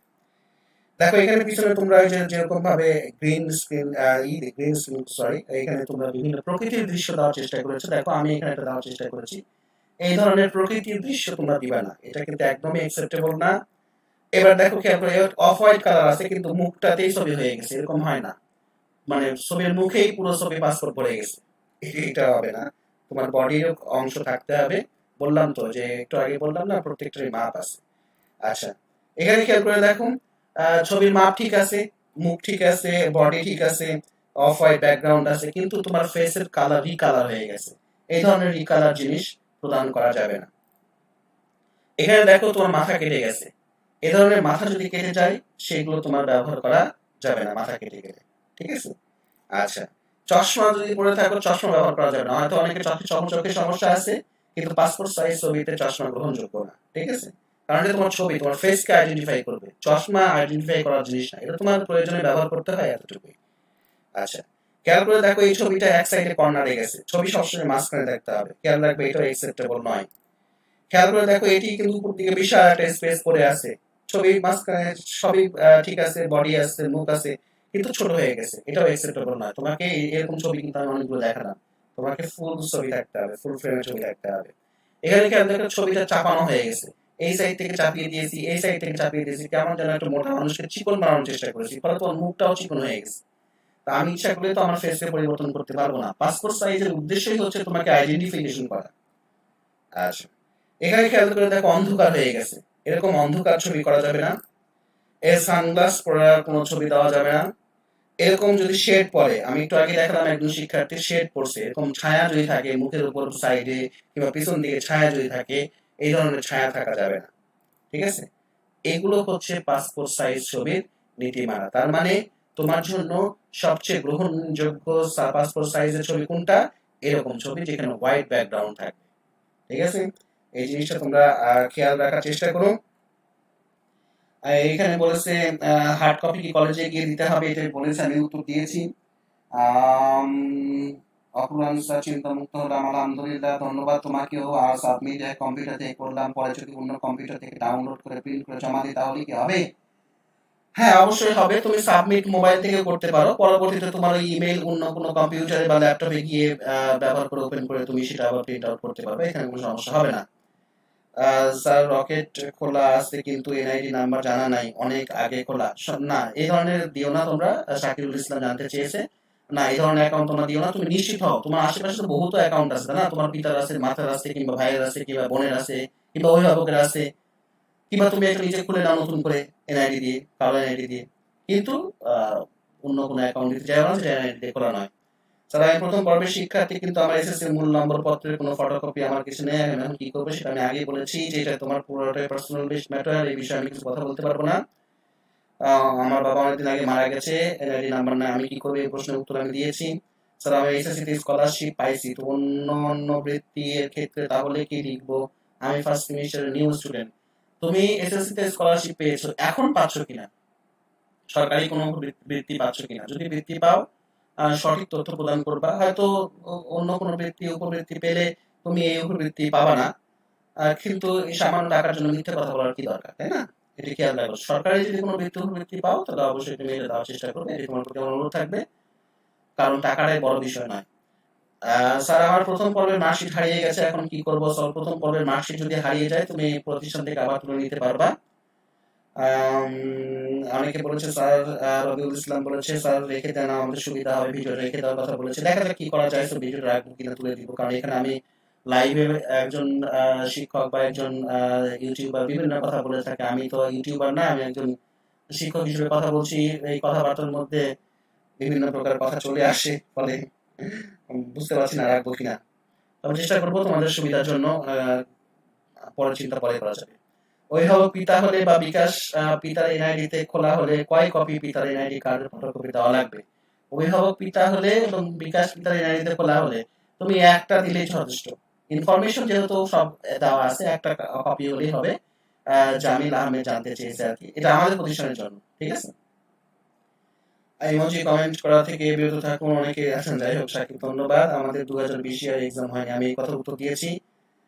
একজন লিখেছে ওর বাবার এনআইডি কার্ডে নাম এবং কার্ড অনুযায়ী, সেক্ষেত্রে আমি কি করবো? বাবার নাম এনআইডি কার্ড অনুযায়ী চেয়েছে, সেক্ষেত্রে আমি কি করবো? এনআইডি কার্ড অনুযায়ী চেয়েছে, তোমাকে দিতে হবে এনআইডি কার্ড অনুযায়ী, সংশোধনের কথা আমি আগে বলেছি। স্যার এক জিমেইল থেকে কি একদিন করা যাবে নাকি আলাদা জিমেইল লাগবে? এক জিমেইল থেকে কি একদিক করা যাবে না কি আলাদা জিমেইল লাগবে? আমি বুঝতে পারি প্রশ্নটা, তবে আমি বুঝতে পারছি এতটুকুই, তুমি হয়তো জানতে চাইছো রিয়াজুল জান্নাত যে এক জিমেইল অ্যাকাউন্ট থেকে কি একটির বেশি সাবমিট করা যাবে কিনা। না, এখানে তোমাদেরকে আমি লিমিটেশন দিয়ে দিয়েছি, একটি অ্যাকাউন্ট থেকে একটির বেশি আবেদন ফর্ম সাবমিট করা যাবে না, ঠিক আছে? সুতরাং আলাদা আলাদা খুলতে হবে, যদি কারো না থাকে সে এটা 5 মিনিটের ব্যাপার, একটা জিমেইল অ্যাকাউন্ট খুলে নিবে। ভিডিটিআর ট্রান্সফার হয়েছে, তোমাদের রোল নাম্বারের কথা আমি বলেছি, আমাদের অফিসিয়াল পেজে দেওয়া আছে পোস্টটি, ওখান থেকে খুঁজে নিতে হবে তোমাদেরকে। রেফার পরীক্ষা দিয়েছে তারা কি অ্যাপ্লাই, আমি রেফার শিক্ষার্থীদের কথা বলেছি, রেফার হোক ফেল হোক সবাই অ্যাপ্লাই করবা। এইগুলোই কমন প্রশ্ন, আর অন্য প্রশ্ন আমি দেখতে পাচ্ছি না। নম্বরপত্র তুলতে হলে কি কি করতে হবে? আমার জাতীয় পরিচয়পত্র নিয়ে আমি কি জমা দিব তাহলে হার্ড কপিতে? নম্বরপত্র তুলতে হলে কি কি করতে হবে? নম্বরপত্র তুলতে হলে কি করতে হবে এটা তোমার নিউজ বিভাগে এসে যোগাযোগ করে জানতে হবে। এটা তো আর এখানে আমি বলবো না, এখানে পরবর্তীতে ওখানে নিউজ বিভাগে যে শুনবা তোমার কি কারণে হারিয়ে গেছে, এগুলো প্রতিষ্ঠাতা তোমার শুনবে। তুমি যদি প্রতিবারই হারিয়ে ফেলো তাহলে তো আর সম্ভব নয় এভাবে বারবার দাও। পিতা মাতা না থাকলে কি করবে? এই উত্তর আমি দিয়েছি, পিতা মাতা অনেকে না থাকতে পারে, সেক্ষেত্রে আমার প্রতিষ্ঠানের সিদ্ধান্ত হচ্ছে তারা ওই যে বললাম প্রত্যয়নপত্র নিয়ে আসবে আর এনআইডির জায়গাতে 00 রাখে দিবে। আর হচ্ছে আকরাম 300 বলেছে লকডাউন, হ্যাঁ লকডাউন তোমার হয়তো আমার লাইভ প্রোগ্রাম ভালো লাগেনি, স্বাভাবিকভাবেই সকলের লাইভ ভালো লাগবে না। খেয়াল করে দেখো, তোমাদের প্রতি একটা অনুরোধ, যেহেতু এই কাজ বললোই, সেক্ষেত্রে আমি একটি কথা তোমাদের কাছে বলবো, যদি আমার ভিডিওগুলোর খারাপ লাগে, একটা মানুষ কখনো সবার কাছে ভালো হতে পারে না, বা আমি যে একবার শ্রেষ্ঠ কন্টেন্ট নির্মাতা সারা পৃথিবীর এমন মতো না, আমার কন্টেন্ট গুলো খারাপ হতেই পারে এবং হবে, এটাই আমি স্বীকার করি। এবং শুধু তাই না, আমি তোমাদেরকে বারবারই বলি, আমি কম্পিউটারের স্টুডেন্টও ছিলাম না, কম্পিউটারের টিচারও না, ফলে আমি আমার কাজগুলো সব নিজে নিজে করার চেষ্টা করি, ভুলভ্রান্তি প্রচুর আছে আমার, আমি স্বীকার করি। তোমাদের প্রতি যেটি অনুরোধ সেটি হচ্ছে, যদি ভিডিওটি ভালো না লাগে, ডিসলাইক যখন করো অবশ্যই তুমি কমেন্টে সেটি লিখবা, যাতে করে আমি সংশোধন হতে পারি বা আমি পরবর্তীতে একটা ভালো কন্টেন্ট তৈরি করতে পারি। এমনি এমনি ডিসলাইক দিয়ে রাখাটা কিন্তু আমার ক্ষেত্রে পছন্দ হয় না, ঠিক আছে? এটা আমার কাছে মনে হয় যে নিজের মনের একটা হিংসার বহিঃপ্রকাশ, যে আমাকে কেউ হিংসা করছে, ঠিক আছে? না হলে কেন তুমি আমাকে সঠিক কথা বলবে না? যেমন এর আগে একজন আমাকে বলেছিল যে আমার ইউটিউবের যে ভিডিওটা সেটা আর আসছিল না, ভালো আসছিল না, হাই রেজলিউশন আসছিল। আজকে আমি সেটা ঠিক করেছি, তাই না? আচ্ছা, এখানে সাকিব একটি কথা বলেছে, ওয়ার্ড ফাইলটি .rtf ফরম্যাটে সেভ করে আপলোড করলে সকল কম্পিউটার সাপোর্ট করবে। যেমন আমার ল্যাপটপে ডাউনলোড করার পর ওয়ার্ড ফাইলটি ওপেন করলে মেইন ফরম্যাট আসছে না। আচ্ছা, আরটিএফ ফরম্যাটে চাচ্ছ তুমি, আরটিএফ ফরম্যাটে করলে একটু সমস্যাও আছে আমাদের। ঠিক আছে, যেহেতু আমরা কিছু করেছি, আমরা চিন্তা করে দেখবো কেন আসবে না, এটা অবশ্যই আসার কথা। ওয়ার্ড ফাইল সাপোর্ট করার কথা তোমাদের ইতেও। না হলে এই ধরনের ক্ষেত্রে পার্শ্ববর্তী কারো কাছ থেকে তোমাকে কপিটি নিতে হবে, বা অন্য কোনো ল্যাপটপে বা অন্য কারো ফোনে ডাউনলোড করে এটা পার করে নিতে পারবা। এটা মনে হয় তোমাদের সিস্টেমের জন্য সমস্যার জন্য হচ্ছে। ডকেক্স ফাইল সাপোর্ট করছে না, হয়তো পূর্বের সিস্টেম, যার কারণে ডকেক্স ফাইল সাপোর্ট করছে না। ঠিক আছে, আমি ডক ফাইলও দিয়ে দিব। ঠিক আছে, আমি পিডিএফটাও দিয়েছি তোমাদেরকে সুবিধার জন্য, দরকার হলে তোমরা বানিয়ে নিতে পারবে এই ধরনের সমস্যার ক্ষেত্রে। হ্যাঁ, চতুর্থ রেফার কিন্তু পঞ্চমে ক্লিয়ার, তাহলে কি সে পাবে পঞ্চমে ক্লিয়ার? তোমরা আবেদন করার কাজ আবেদন করে দিবা, পঞ্চমে ক্লিয়ার হলে স্বাভাবিকভাবে তার পাওয়ার কথা। পঞ্চমে বিপ্লব বলেছে স্বাভাবিকভাবে বিপ্লব এটি তোমাদের বৃত্তি পাওয়ার কথা, যারা পঞ্চমে রেফার আছে তারা সিলেকশন হবে। তবে ওই যে 70% একটা বার আছে, সেটা একটি বিষয়। আচ্ছা, মোটামুটি এগুলোই প্রশ্ন। শেষের দিকে আমি কিছু প্রশ্ন নিব তোমাদের, শেষের দিকে প্রচুর প্রশ্ন এসেছে। পরবর্তীতে আমি লাইভের কমেন্ট গুলো দেখে দেখে উত্তর দেওয়ার চেষ্টা করবো, ঠিক আছে? আচ্ছা, একটি কথা বলি, তোমরা সামান্য বিষয় নিয়ে আমি খেয়াল করে দেখছি, ছোট ছোট বিষয় নিয়ে তোমরা প্রিন্সিপাল স্যারকে নাকি ফোন দাও। প্রিন্সিপাল স্যারের ক্ষেত্রে তোমাদেরকে বলবো তোমরা একটু খেয়াল রাখবা যে তার তো বহু কাজ থাকে, তাকেও বহু কাজ করতে হয়, সুতরাং এই বিষয়গুলো তোমরা একটু গুরুত্ব সহকারে বিবেচনা করার চেষ্টা করবা। ওকে, ছোট ছোট বিষয় নিয়ে প্রশ্ন করার দরকার নেই, তোমাদের নির্ধারিত শিক্ষকদের কাছে জিজ্ঞেস করতেই পারবা, অথবা তোমাদের বড় ভাইরাও আছে অনেকে, তারাও উত্তর দেওয়ার চেষ্টা করবে। আর আমার ক্ষেত্রে হয়তো তোমরা বলবা যে স্যারকে মানে কিছু কিছু স্টুডেন্ট আছে যে সারাদিন খালি প্রশ্নের উত্তর দিলেও তার শেষ হয় না। কিন্তু তোমাদেরকে বুঝতে হবে আমিও একটা মানুষ, আমারও তো পরিবার আছে, আমারও তো কিছু স্পেস দরকার হয়। আবার মনে করো যে শুধু তোমার উত্তর দিলেই যে আমার হয় তাই না, এরকম তোমার মতো শ শ স্টুডেন্ট আমাকে প্রশ্ন করছে, সকলের প্রশ্নের উত্তর দিতে হয়। সুতরাং একেবারে যে প্রশ্নগুলো তোমার জন্য ইম্পর্টেন্ট সেগুলো করলে আমার ক্ষেত্রে উত্তর দেওয়াটা সুবিধা হবে, ঠিক আছে? আচ্ছা, যাই হোক, আরেকটি বিষয় হচ্ছে যে আমার মনে হয় এগুলো বিষয়ে আমরা বলেছি। তোমাদের যদি আর কোনো প্রশ্ন থাকে শেষের দিকে আমি কিছু প্রশ্ন নিব, একেবারে লাস্টে। আরটিএফ ফরম্যাটে সেভ করে আপলোড করলে সকল কম্পিউটার সাপোর্ট করবে। ওকে, রাসেল পারভেজ যে পরামর্শ দিয়েছো, আমি আরটিএফ ফরম্যাটে আপলোড করে দিব, আজ রাতেই করে দিব, টেনশন নেওয়ার কিছু নেই। একই কমেন্ট বারবার করো না, আমি তোমার কমেন্ট দেখতে পেয়েছি। আর কারো যদি প্রশ্ন না থাকে, আমি নতুন প্রথম সেমিস্টারের সিভিল আমার শাখা দেওয়া হয়নি, তাহলে আমি কি ব্যবহার করবো? অবশ্যই শাখা আছে, এ বি নাকি খালি। সেক্ষেত্রে ওই আমরা আগেই বলেছি যে আমরা কিছুদিন আগে একটা ফাইল আপলোড করেছি, ওখান থেকে চেক করে নাও। আচ্ছা, আর এখানে স্যার বাবা মারা গেলে বাবার মৃত্যু সনদ দিলে হবে না? না, মৃত্যু সনদ কোনো জায়গা থেকে গ্রহণযোগ্য হয় না। বাবা মারা যেতেই পারে, বাবা মারা গেছে, সমস্যা নেই, তুমি প্রত্যয়নপত্র দাও, ঠিক আছে? প্রতিষ্ঠানের প্রত্যয়নপত্র, অথবা তুমি যদি মৃত্যু সনদ দিতে চাও, ইফতেখারুল ইসলাম বলেছো, ঠিক আছে, তুমি প্রমাণক হিসেবে এটাও দিতে পারো, মৃত্যু সনদ প্রমাণক হিসেবে দিতে পারো, কিন্তু এই মৃত্যু সনদের নাম্বারটা আমরা ওখানে দেওয়া যাবে না, ওখানে 00 লিখে রাখতে হবে, কারণ ওটা এনআইডি ভেরিফাই হবে, মৃত্যু সনদ ভেরিফাই হবে না, ঠিক আছে? সেক্ষেত্রে আমরা আমাদের যুক্তিগুলো তাদের কাছে তুলে ধরবো প্রতিষ্ঠান থেকে। আচ্ছা, স্পামিং করছে এই ছেলেটাতে না? আচ্ছা, ঠিক আছে, বুঝতে পেরেছি, সমস্যা নেই, আমাদেরকে সুযোগ দাও, সকলেই তো আর একই রকম হবে না। আচ্ছা, রেফার পরীক্ষার পরে তো আর কোনো মার্কশিট দেয়নি, তাহলে কি করব? রেফার পরীক্ষার পরে তো আর মার্কশিট দেয়নি, আর রেফার পরীক্ষার পর মার্কশিট না দিলে তোমাদের ক্ষেত্রে এতটুকু অপশন যে রেজাল্টের যে কপি সেখানে মার্ক করে দিতে পারবো তোমরা। আমি নতুন ছাত্র, প্রথম সেমিস্টার সিবিটি করে আমার শাখা দেওয়া হয়নি, আমি উত্তরটি দিয়েছি। সার্টিফিকেট জন্মসালের মিল নেই, কি করব? তোমার জন্মসালের সার্টিফিকেট জন্মসালের মিল নেই, এটা তো পরের প্রশ্ন সংশোধন করতে হবে, কিন্তু এখানে তোমাকে জন্ম নিবন্ধন সালটাই তোমাকে দিতে হবে। তা তুষার জানতে চেয়েছো জন্ম সনদ অনলাইন করা নেই, এক্ষেত্রে কি কোনো প্রবলেম হবে? আগেকার জন্ম সনদ যেটা অনলাইন করা নেই সেটা চলবে কি? হ্যাঁ চলবে, কোনো সমস্যা নেই, আগেকারটা হলেও চলবে, এতে কোনো সমস্যা নেই, ওটা তো তোমার সরকারে দিয়েছে, তাই না? আচ্ছা, বাবা মারা গেছে প্রশ্নগুলোর উত্তর আমি দিয়েছি, একই প্রশ্ন বারবার তোমরা করতে যেও না। সম্ভবত সমস্যা হচ্ছে। আর কোনো প্রশ্ন না থাকলে আজকের মতো লাইভ শেষ করে দিচ্ছি আমি। সকলে ভালো থাকবা, আমার জন্য দোয়া করবা। আর কোনো প্রশ্ন থাকলে অবশ্যই করবা, আমি তোমাদেরকে উত্তর দেওয়ার চেষ্টা করবো ইনশাআল্লাহ। তুষারের উত্তর আমি দিয়েছি জন্মসনদের বিষয়টা। আর খন্দকার টিভি বলেছে বাবা মারা গেছে, তা আমার কি ডেথ সার্টিফিকেট দিতে হবে? বললাম তো, এই বাবার মারা যাওয়ার বিষয়টি প্রমাণ করার জন্য তুমি প্রত্যয়নপত্র দিতে পারো তোমার এলাকার, অথবা তুমি যদি ডেথ সার্টিফিকেট দিতে চাও তাও দিতে পারো, এটা অসুবিধা নেই। জীবন কুমার চেয়েছে স্যার লিস্টের 3 and